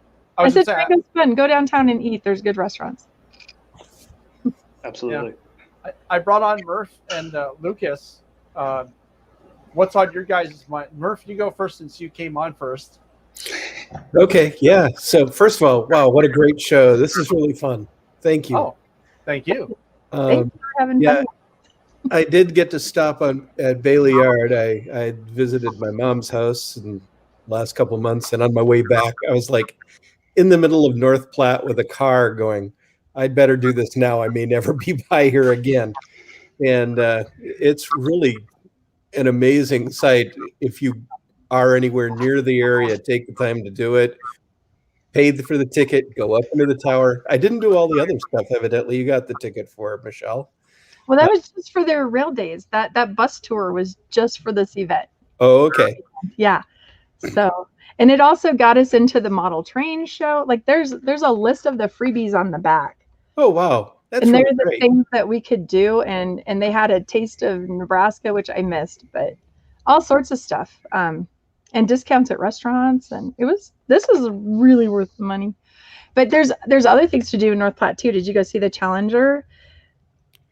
No. I was kind of doing the I need to get home in 4 days kind of thing to California.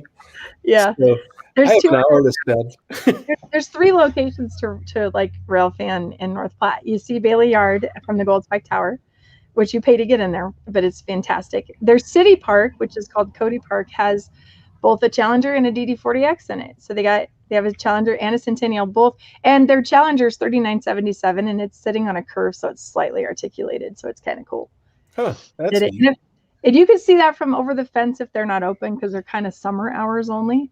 Right. But they have cool stuff. Like, I'd never been through the rail cars they have there. They have a mail car and things you walk through.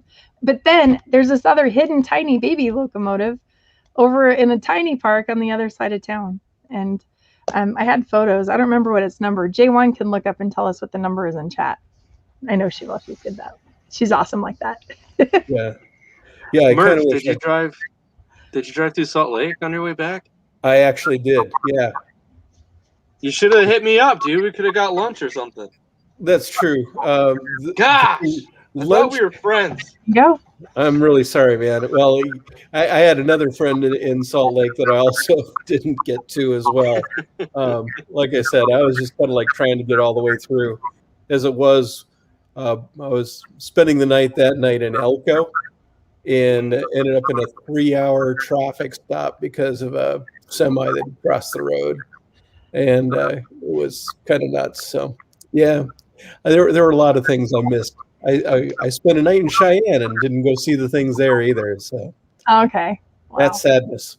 But anyway, yeah, I have some photos, but I don't know if you want to visit I think I've posted some on my Facebook page as well. I never took a picture of the actual Gold Spike Tower because I've been there so many times that I've taken those before. And I realized I never took a picture of what the place actually looks like. So you guys should look it up because it's really cool. It's shaped like a spike, like a railroad spike. Yeah, here, let me see. One side, yeah. Can I share? Or we'll find out. Yeah, we can try it. I'll have to bring it up as soon as I see it in the basement over here. I'll drop my stuff off just so that No, it's not a video file. Maybe while you're looking for that, Lucas, I thank you for sending in the catches of the month this past podcast. There were a lot of good ones. Yeah, no worries. Thanks for sharing them as usual. It's kind of surreal. They were only about the photos at the Lilydale were only about a month ago now, and we're back in lockdown because we had a surge in COVID cases. Yep. So, yeah, it's very surreal. But the reason I came on was to mainly ask Michelle. There's a lot of different mainline steam operations, a lot more than the US here in Australia. I'm wondering how many people are actually involved with running the big boy, because for steam tours down here in Melbourne, there's usually probably about 20 or so people involved. How many is involved with the big boy? 10. Depending on the pilot crews. So you've got your 6 crew, paid crew. And then you've got Bruce, Kurt, Donnie, and Jim Leonard. And those are 4 volunteers. So now you're at 10 base. Then you've got your pilot crews. And then because they don't run like a souvenir car or any other things behind it, if you had something going on with the passengers, you'd have that crew. But to just run the locomotive, they're a base of 10. Wow. Yeah. Okay. That's interesting. Yeah. So you have 20, so everybody doesn't have to do as much work, or what? Well, in some of the trips that we have, we usually have two engines double heading it. Oh, that would make a difference. Yeah, like with some of the photos I sent to you, John, we had a trip back in May that had double-headed R classes to Ballarat, and then double-headed consolidations about another 150 miles or so further up north of Victoria. It was an incredible trip, that. But, yeah, no, I remember the pictures. I was surprised that those were on the same train, pulling the same train. That was pretty cool. Yeah, they changed over about halfway. Yeah. So really cool. So yeah, it was really awesome. Yeah, I've seen some Australian mainline steam from Genevieve. She shares a lot of photos with us, and it's some really, really pretty stuff. Really pretty photos. Yeah. So I wonder about like size, like, or it's hard to tell from a photo how massive they really are, like what they're and what their scale. Well, when Flying Scotsman came here in 1988, it was basically dwarfed by some of the engines we've got. Like obviously, we don't have engines as big as you guys have got with the Challengers and the big boys, but it's still they're still big engines, but nowhere near as big as you guys. They're probably like the 844, like that size. Well, yeah, even that, yeah. So that's really cool. Yeah, it takes a lot of people. Oh, there's the Gold Spike Tower. Yeah, I got that There it from is. Murph. Yeah, you guys see how it hangs out over there? And you're looking, okay, so you are looking north towards the tower, kind of like northeast. And the yard, see the second deck underneath is not on this side of the tower. It's only on the side opposite of what we're looking at. That's the Right. open deck. So the yard is all past that to the left of this picture. But it's a really cool tower. So the only problem is that when you've got like 50 people up there, trying to get down the elevator takes a little while. I can imagine. And every floor has like a little display space. They actually tell the story of the canteen. If you guys are familiar with the canteen from World War II and like the whole, and my grandmother, because I grew up in Nebraska, all these places are places I grew up on this rail line. My grandmother told me she was 16 and she went and volunteered at the canteen, and she was telling me all about it. So I had this really cool connection to that story. Look at this, you guys. I found a way to share my screen that will show you what I was trying to show before. Oh, sweet. I don't know if you'll be able to hear this, but do you want to see it real quick? Yeah. Can you hear it? Nope. Okay, well, you can see it, though. Oh, I love it. That's pretty. Did you get a caboose at the That's end? cute. Are we good? Or did you fail? I got the caboose. Hold on. Oh, there isn't a caboose. Okay, you're good. That is the caboose. That is the caboose. Bit big for a caboose. The passenger car. That's what a neat train. There's all sorts of stuff going on Rio Grande starting this weekend. The number 20 is headed from the Colorado Railroad Museum. The Rio Grande Southern number 20 is going to the Coomber's and Toltec. And then they've got photo weekends planned and all sorts of special runs. And Trains Magazine tour comes through here in 2 weeks. And our museum, we're very fortunate. We're the first stop on the Trains Magazine bus tour. So if you bought a ticket on that, you see me first. So, and then they go down and do all the Coomber's and Toltec stuff. So lots of Rio Grande stuff going on in the future. Yeah. So, now that one you filmed, are they doing this something with the 28 coming up, or? I'm sorry that I missed the question, Michelle. Oh, the one you just showed us, the 28. Oh, is it running right now. Can we buy a ticket and ride behind it? Yeah, they're always running number 28 currently. Okay. So, yeah, I have another one that I'd like to share if it's okay. You guys okay with that? I mean, I didn't mean to cut anybody off that was having fun talking here, but I'm gonna see if I can. Yeah, I'm going to see if I can share this real quick. I have to do it as a screen share again, so that's the only way I can do this. But this is another example of one of those really nicely lit shots. Yeah. And I really wish you could hear this because it sounds good too. Let me What? just scoot it. Love the scenery. It's like it's in a tree tunnel over there. Okay, let me try doing it this way. There.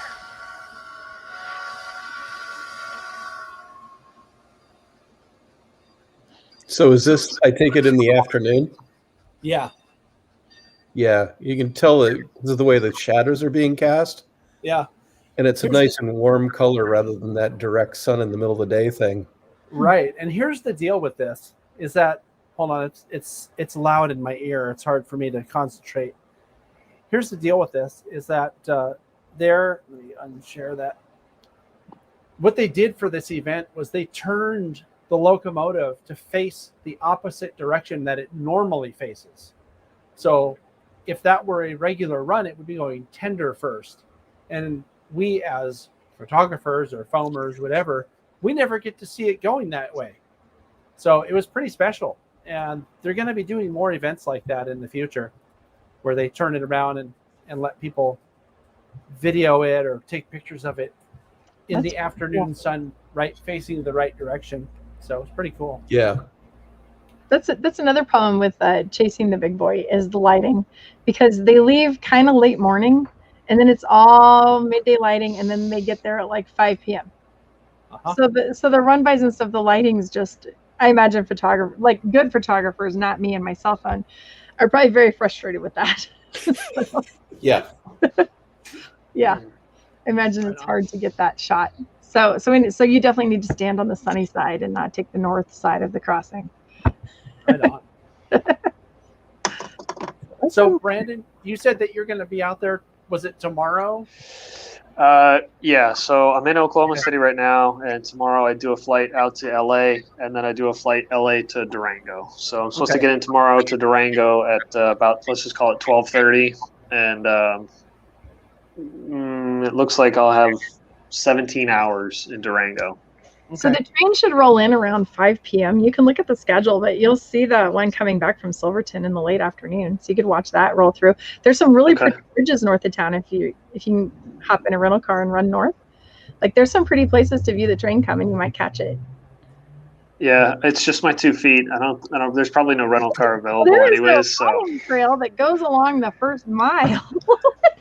Okay, I mean that's an option. I would definitely go for a mile walk. That's fine. And I know Soundtracks was like right behind the hotel, so it's like kind of want a purple shirt.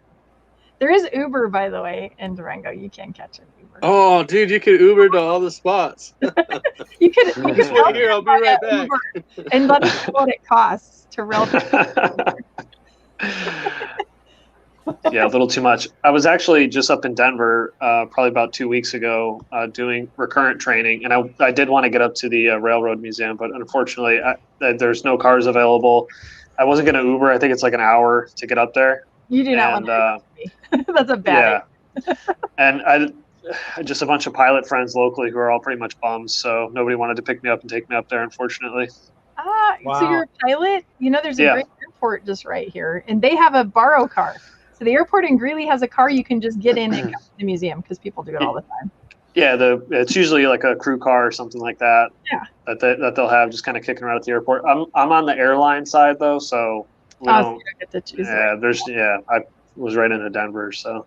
But I did want to get up there. The next time I'm up there, I would like to get up there just in case you see this face hanging out outside in the parking lot.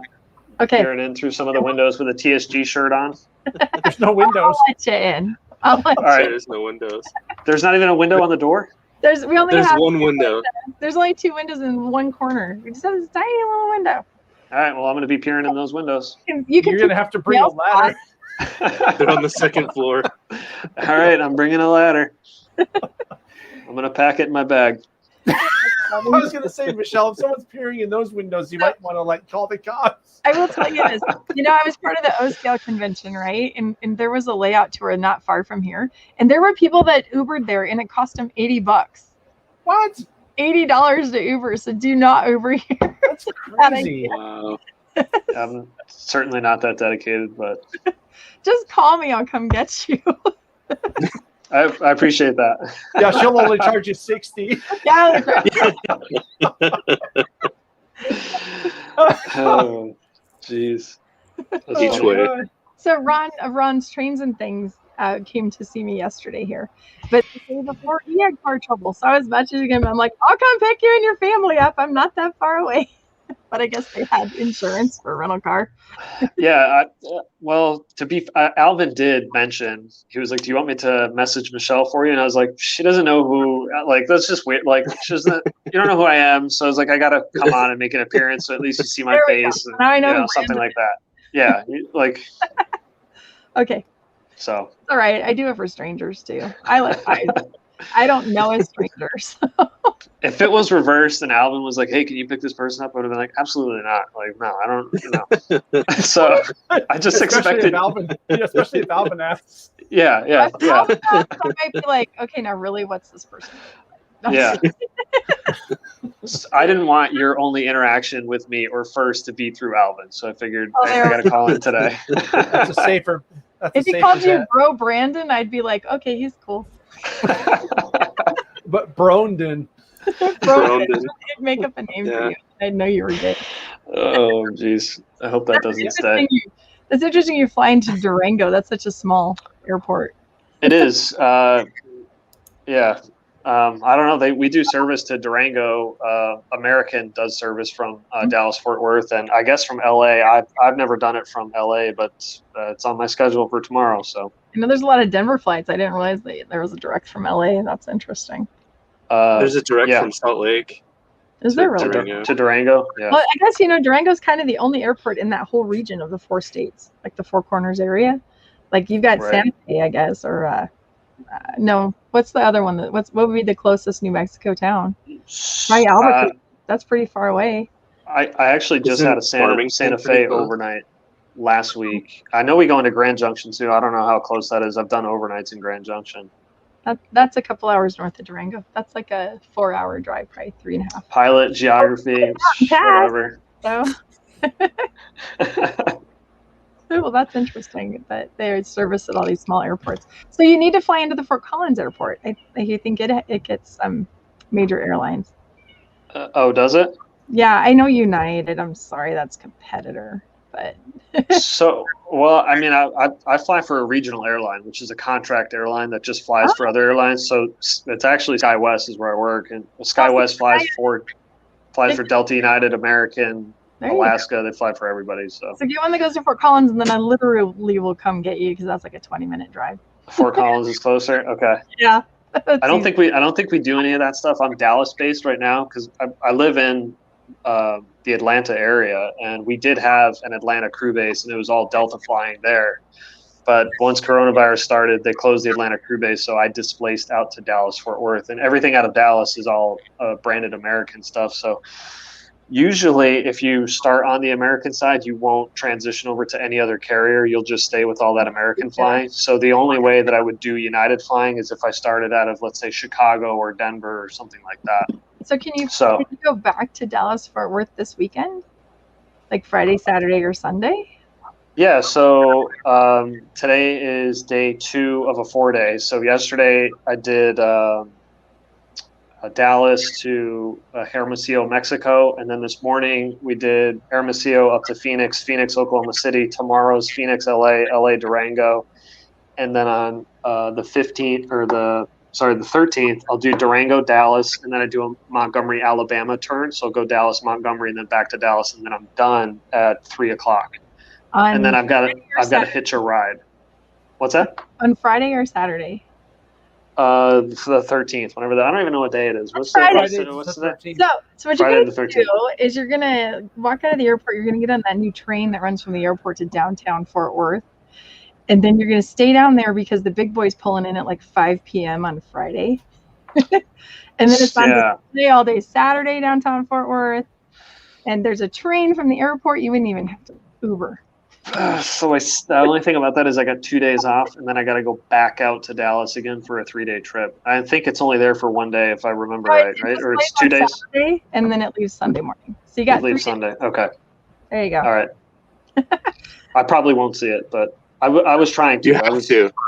Do you guys have to. It's worth it. I'm not going to have any clothes. I mean, my bag, I'm going to have all dirty. I've only got so much stuff in my little suitcase. Here's a funny story about me that shows where my level of importance in this world is. So I was asked to speak at an NMRA club, a model railroad club in the Dallas-Fort Worth area on the 14th of August. And this was all great back in June. But then when the Big Boy schedule came out and the Big Boy is going to be in Fort Worth on the 14th, guess who got canceled? This girl. At least they have their priorities, Michelle.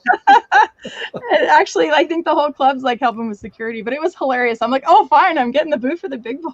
It was pretty funny. I did want to see it. I didn't know if it was going to come through Oklahoma City or something like that, but I saw I was a little kind of behind schedule with this. But you're like right behind it. Yeah, it is what it is. Oh well. It's tomorrow is Oklahoma. You're not there. It's a good thing you guys got pictures and videos with annoying airplanes and police cars in the background. So. Yeah, and drones. Although you can't hear any of the drones in my videos, but they were out there. That kind of sound. Yeah, sure. The drones are annoying too. Yeah. Are you a drone pilot too? Did I totally? I mean, I do it as well. Yeah. Brandon messes up everybody's videos of everything. I love videos of the places I was. I found myself in the Spring Creek Model Trains drone photo today. I'm like, oh, I found myself. So they're fun to have too. Cool. John, I found us in that one guy, his videos when we were Oh, a standing drone in video? Evanston. Yeah. What? Who was it? It's the 4K stuff. But 7 that's fine. idea. Yes, something? that's the one. Yeah. Yeah. And then I think Mike, who's the tall guy that does all the videos? Your buddy? Mike? Oh, What's his yeah, name? Mike Armstrong. Yeah, he's Coaster Yeah. fan. Yeah, we were in his video too. Oh, cool. Of chasing You know, Big Boy. I think I saw us in his video actually, because he was up on an overpass and we were like way down there. But you could see my giant tripod. Yep. Right. And That's your what she hat said. with the thing on the back. That's right. That's the one. So hey, That's the Brandon, one. I got a message from George back. I sent him a message while we were talking a few minutes ago. Yeah. And he says that they are closed to the public, but he could meet you outside if you want, and he could ask if he can bring someone in. So, yeah. So if you want, there you go. Yeah, let me know when you're there, and then I can send him a message. Although tomorrow, you said tomorrow. Yeah, I'll be around tomorrow.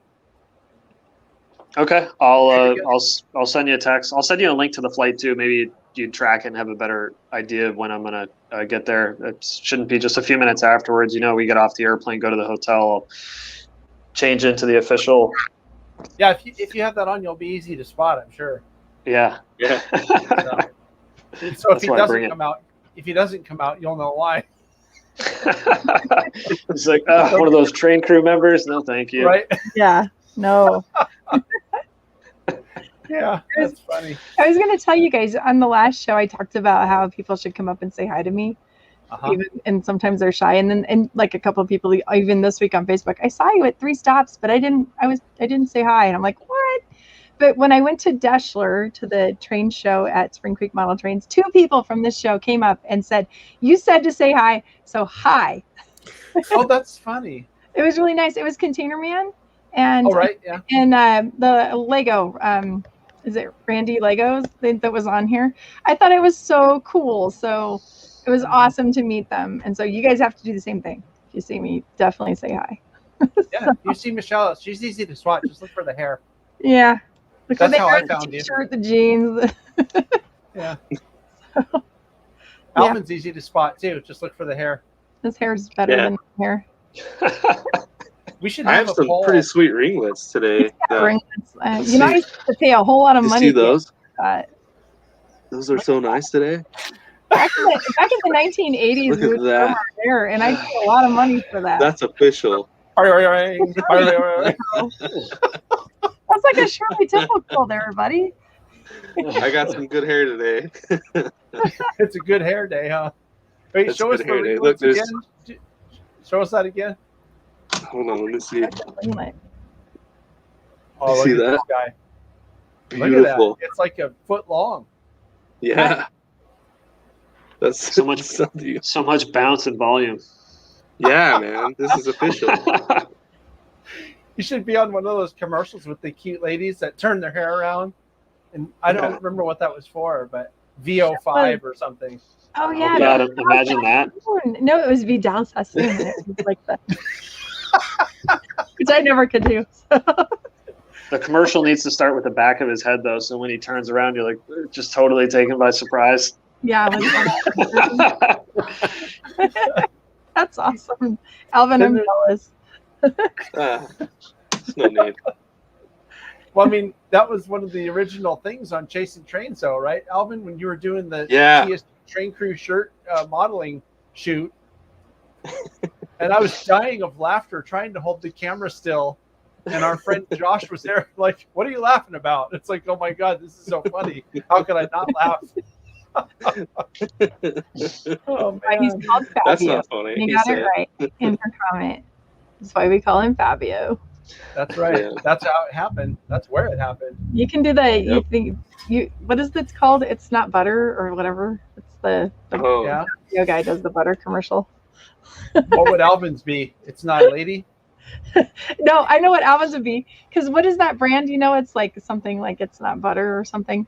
You Yeah. can't believe it's not butter. It's called You Can't Believe It's Not Butter. And then and we were in King Supers one day, or Kroger, and right next to it was one called Butter It's Not. Oh, how lame. Butter It's Not. Alvin's would be butter, not even, bro. You'd have something like that. That would be an Alvin level of butter. Yeah. Okay, they're getting goofy. I'm sorry. Yeah, you can tell we've gone over. Like, you guys are crazy. So you can tell we've gone over our time because everybody's getting punchy. So here, I'm gonna take a big chance here. We're gonna bring one last caller on. What's he doing? The chair. Yeah, we need to see. We gotta show the chair. Look, it's getting worn out. I sit in it too much, so it's all stretched out. Yeah, not good. There it is. It's contoured now. Humana City Junction. Yeah. For you. There you go. Okay, we're gonna bring in one last caller, okay, and then we're gonna go after that. You ready? Here we go. We're taking an awful chance here. Hey, Cal Railfan, what's up? Hello. How are you? How you guys doing? Hi. Good. What's on your mind tonight? Well, not much, but I was watching the stream and you were getting yelled at for not showing the caboose. Yeah. And, and yesterday I was out at Santa Clara. You might know that place, John. And I've heard of it. You know the Mission Bay local? Yeah. Through there, that had a caboose on it yesterday. No way. Did you catch it? Yeah. It was a Rio Grande caboose. Nice. A Rio Grande caboose? That's awesome. No Rio Grande caboose. And I'm just like, that's pretty neat. That is cool. That's really neat. And I'm just like, well, damn, that just made my day. And then probably about an hour later, I got the switcher going by. That's also cool. I rang my model train because it was Tuesday. Yep. My weekly dose of model trains. Right. So people who are watching who don't know what he's talking about, at the South Bay Historical Railroad Society, that's at the Santa Clara Depot in Santa Clara, California, they have two layouts. They have an HO scale layout and an N scale layout, and they're open on Tuesdays. So very cool.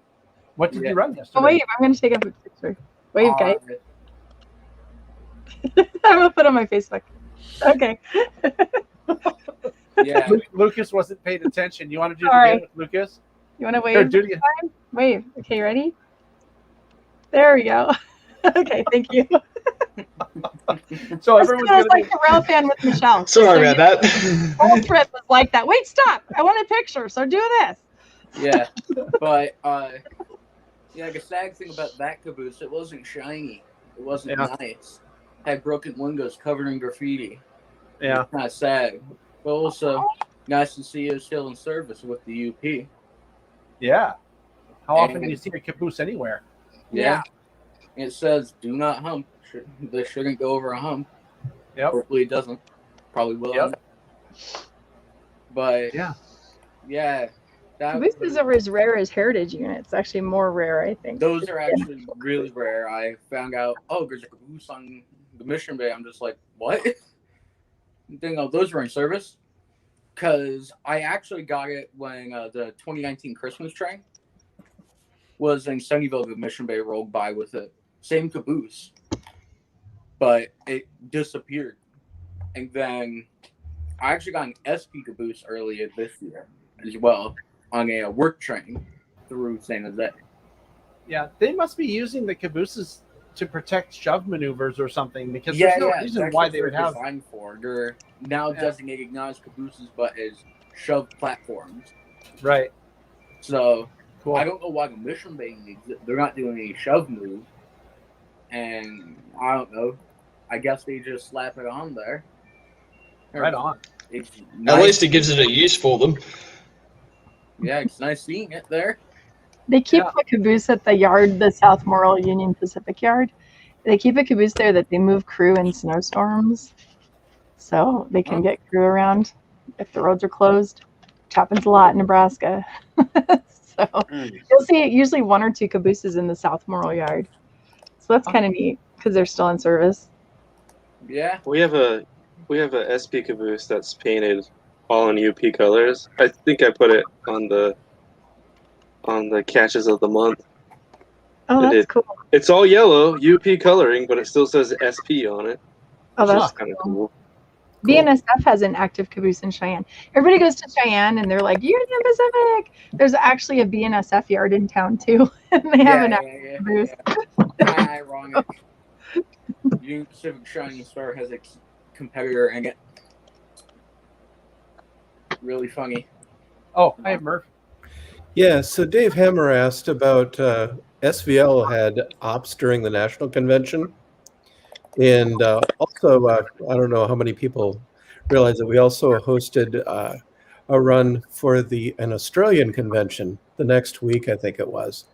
I believe both of those were just running a train around our normal demo loop, but they were both really well received. I was on the road during both of those pretty much. Actually, the Australian one was about the time I got back and I was dead to the world. Anyway, we've had another op session since, just our normal club op session, where we have remote members now. We're going to be doing hybrid op sessions, even if we can start returning to the club. We had more club members actually live at the club. Doesn't sound right. Is that the one that I was at, Murph? Yeah, exactly. Yeah. Yeah, John was actually live at the club and I was live at home. But we had several remote ops folks for that. Remote ops is actually working really well for the club. And a lot of people have a lot of fun just, getting online and running a train from wherever they're at, whether it be England or Pennsylvania or whatever. So watch SVL's webpage on Facebook. Yeah, actually, so in case anybody watching isn't familiar with it, I mean, I talk about Silicon Valley Lines a fair amount on podcasts and on the channel. Murph is the regular dispatcher for Silicon Valley Lines. You can find their website, siliconvalleylines.com, and they have all kinds of great information. And you know what I like? One of the things I like most about it, Murph, is the fact that you guys make it all public. If somebody wants to build a camera car, all the plans and everything are right there on the website. Nobody has to reinvent the wheel. And it's just great to have that level of sharing. Yeah. Yeah. And, if you're scared about doing ops or anything like that, I try not to be too grumpy, really. And the people at the club are really helpful in getting your trains back on the track if it remote goes off the track or anything like that. So it's a great way to kind of break into doing a little bit of ops and see if you like it and see what it's like running a train from a long ways away sometimes. And I can say, having done it in person and remotely both, and having to deal with this dispatcher in the center of my screen right here, I can be a bit of a smartass, and he never blows his top at me. So that's funny. I'm gonna have to call in for one and see how you handle it. You should. Great calling. I'm the person that will, if it can break, it will. Or yeah. Remember, I shut down the entire layout with Shift 4, so we're good. Is there a big delay when doing remote operations, like viewing the video versus what the train's actually doing? Is there some kind of lag time there? Or? It depends on network traffic. We've got a really bad connection at the club. We're in probably one of the oldest parts of San Jose. And so it kind of, I think it had probably was first to get decent broadband, and now everybody has better broadband because it's newer broadband kind of thing. So we're trying to up that. I've heard it can be anywhere between 5 and 10 seconds sometimes. And the lower part of the layout is signaled, but you've kind of got to prep to stop by the end of your block a little bit early, a wee bit early. I've also noticed, I don't know if it's as bad on the throttle windows as it is on YouTube. YouTube really has a delay. It's my view is as a dispatcher, and I get to see more trains running during remote ops than I ever did when I'm at the club. But it's also a matter of, no, that train's really here because I can see it light up the block on my dispatcher board. And it's like, oh, okay. Yeah, that's kind of getting there. Okay. I I can tell you, running with the remote, what do you call it, remote throttle, Yeah. that the worst latency I had was about maybe 5 seconds. I don't think I've seen it any worse than that. And it is a little bit of a challenge at times. But the remote train operations like that typically, Brandon, are through trains. So you don't have to stop and do a bunch of switching and that kind of thing. They'll just say, here, go from this yard to that yard. And you just kind of get a track side or a track running tour of the layout. It's pretty cool. Right. Yeah, that's interesting. I've heard you guys talk about it and the camera car and all that other stuff, but I haven't taken the time yet to actually sit down and watch it. Yeah. Or look at any of the plans even, because I think that would be neat to kind of build a camera car. I kind of had this idea of building a camera car, and then just like with RC aircraft, they have the 3D goggles that you'd put on. I thought that would be kind of cool as well. So you're kind of viewing it, it's just totally, it's taking up your entire field of view. Immersively. Yeah. That could be cool. I wonder if we could we actually have one of those Ricoh 3D cameras with the 360 that fits on one of our cars. We built this little flat car for it, and we have a 3D video of our layout that you can put the Oculus goggles on, and you can ride around our layout and look around and see everything in 360 the whole way. I wonder if you could do that live, what that would be like. That would be pretty cool. It'd probably be pretty cool. I'd probably get motion sick is what would happen. But that would be interesting. I might have to pull that out and try that. I have an Oculus. That's kind of fun. Yeah. So we did it. We finished it right before COVID, and then we shut down. And now we're like, can we let people put this Oculus goggle on? And so we haven't debuted it at all. And I need to buy a barber chair because I was trying to figure out how do you safely put people in a chair so they can spin 360. But I think I figured it out. It's a barbershop chair that I need. So. Or don't worry about it being safe. Just have a camera and film them falling down. It falls off her chair because she get sued. Get them drunk first, and then put the thing on. No chair, no helmet, nothing. Yeah, it's really disorienting when you turn and you're So Yeah. I'm trying to figure that out. And I kept thinking gaming chair, but really, I think I need a barbershop chair. I figured that out last week. So yeah. So, hey, Lucas has a drawing or something. I'm not sure. What is this? Did you do this yourself? Yep. Yeah, it's a cool. lockdown project. Yeah, hold on. Keep it up. I want to see if I can make it bigger. Oh, look at that. That's great. Damn. I really like that. That is really cool. That's So yeah, it's based on a Puffing Billy engine back in the 1940s. So all beaten up and covered in grime. Yeah. So a 262 is a prairie, isn't it? I'm trying to remember. Yes. Yep. Wow, I remembered something. Hey guys, I remembered something. Yeah, no, we've only got 262s and Garretts at the railway. Right. We don't even have any Garretts here in the States. I've seen videos of them, and I find them to be fascinating engines. Oh, they're awesome machines. Yeah. Our South African one just came back after getting some major work done to it. It did a test run about 2 weeks ago, and then lockdown stopped any more test runs happening. So Cool. Right on. There's another one there. Oh, let's see. Hold on. Let's make cool. it bigger. So this is about what they looked like in the 1920s. Uh-huh. Are you using pastels on this? Or No, just pencil. Pencils. Okay. Huh. That's really nice. I didn't know that you're an artist too, Lucas. That's really good. Yeah, it's just an extra thing I do when I have nothing else to do and not chasing trains. Right? Do you put that do you base it on a picture, or are you doing it from memory? A bit of both. With that one, it was based on a photo. Cool. That's really good. cool. There's a lot of artists in the railfan world. Lots of people that can draw, paint. It's amazing. Super talented people. Yeah. Right on. Well, we went over our time. I'm having fun. I like everybody here, so it's kind of hard to just hang up, But Well, Hey, I Sean? cooked dinner, so we have to go because Michelle's hungry. At some point in Are the you gonna next get- hour, or I'll get hangry. I was gonna say, Where's your like, snacks hangry. at? Oh, I do have snacks. You're right, but then I'd have to be on camera. I Yeah. do have snacks though. Down Well, here. in the drawer. I'll tell you what I'll do then, because Granola bar. I want to end the live stream, Granola bar. but I'm gonna keep the meeting open. So after the credits roll, if you guys want to hang out for a minute, we can do that.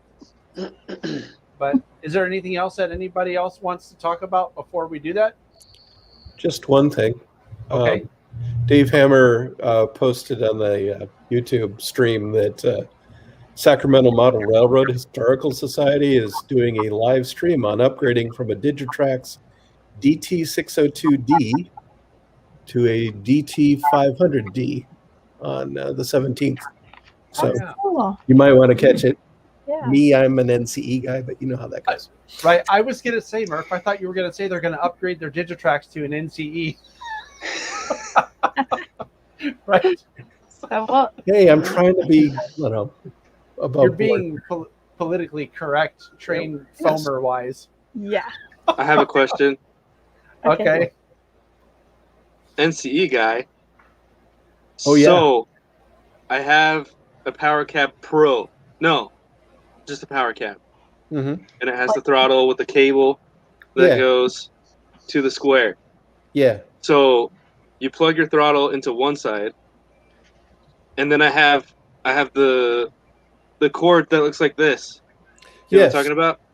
It Yeah. looks like this. Yep. So I You just want to use show his that. hair again.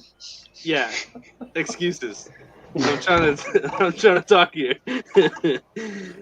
So the cord like this, and then can I plug that? So I'm using it for a USB interface to connect to my computer. Can I plug that into the back, into the two ports in the back, or does it have to be the one in the front? No, it doesn't have to go to the, what is it, the UTP, the thing that allows you to connect to a computer. I usually go to the back with just a straight cable that I made myself, but I think that curly cable is probably wired the same way. And you could go from the back of that panel to the UTP panels and then do the USB to the computer. Okay. Does it matter which on the back? I'm sorry, what? No. matter? The only one that matters is which one you plug into in the front with the actual power cab throttle, because the power cab in that case is actually a command station. And so it actually has power going to it at that point. And that's why only one of those works. I put a little blue dot on mine, so I put it in the right one all the time. So you can color match. I would. Because there's nothing worse than sitting there staring at the thing going, what's wrong? There you go. There's a lot of jokes that could be said right now, but we're still alive. Yeah. And then Thanks for answering my noob question. if you look at the one where I put the power cab in a toolbox, you'll see it there. You'll also see my masterful job of mounting the panel upside down. So I was really glad I put the blue dot where it was. So there you go. That's fine. All right. Anybody else have any troubleshooting questions? Don't press Shift 4 on your NCE throttle. Anybody else have any hair they want to Or show the big red off, button. Or the big red stop button. or pictures or anything? I shared all my stuff. Thank you guys for letting me do that and for letting me share my fun with everybody. No, thanks for sharing. I thought that Somebody was great asked stuff. if I'd come down from my high of going yet, and I'm like, no, I'm still super excited. Yeah, that was really great, Michelle. Thank you much for sharing that. Thanks for joining me. Yeah. Cool. All right. Well, I'll roll the credits then, and we'll show back up just us when that's done. So thanks everybody for Thank you. watching. Yeah. Thanks, everybody. And we'll be back. I think, Michelle, that September. Oh, I have my calendar here. Yeah. I have us scheduled in on the 15th. The of September. 15th. Yeah, September 15th. So our next live show together should be on September 15th, a little more than a month from now. And in the meantime, we have the Railtown 18. Oh, I'm sorry. We have Oh, this is really good. We have a layout tour coming up on the channel this Saturday. That's Chuck Oraftik's Boston and Albany. That's a really, really good layout. So I'm looking forward to that one. Oh, that's a good one. Yeah, you'll like that, Lucas. And then next week we have Railtown 1897, the photographer's tour that I just showed you sort of a preview of. And then the last program of Saturday program of the month is going to be Model Railroading with Jack Burgess, where he talks about Photoshop and taking pictures, better pictures on your layout. So That's awesome. Cool. With that, thank you. Thanks everybody for calling in. Thank you all the moderators and everybody who's here now. And I'll see you all in just a minute. Thanks everybody. See you soon. Bye. Yeah. Bye. See ya.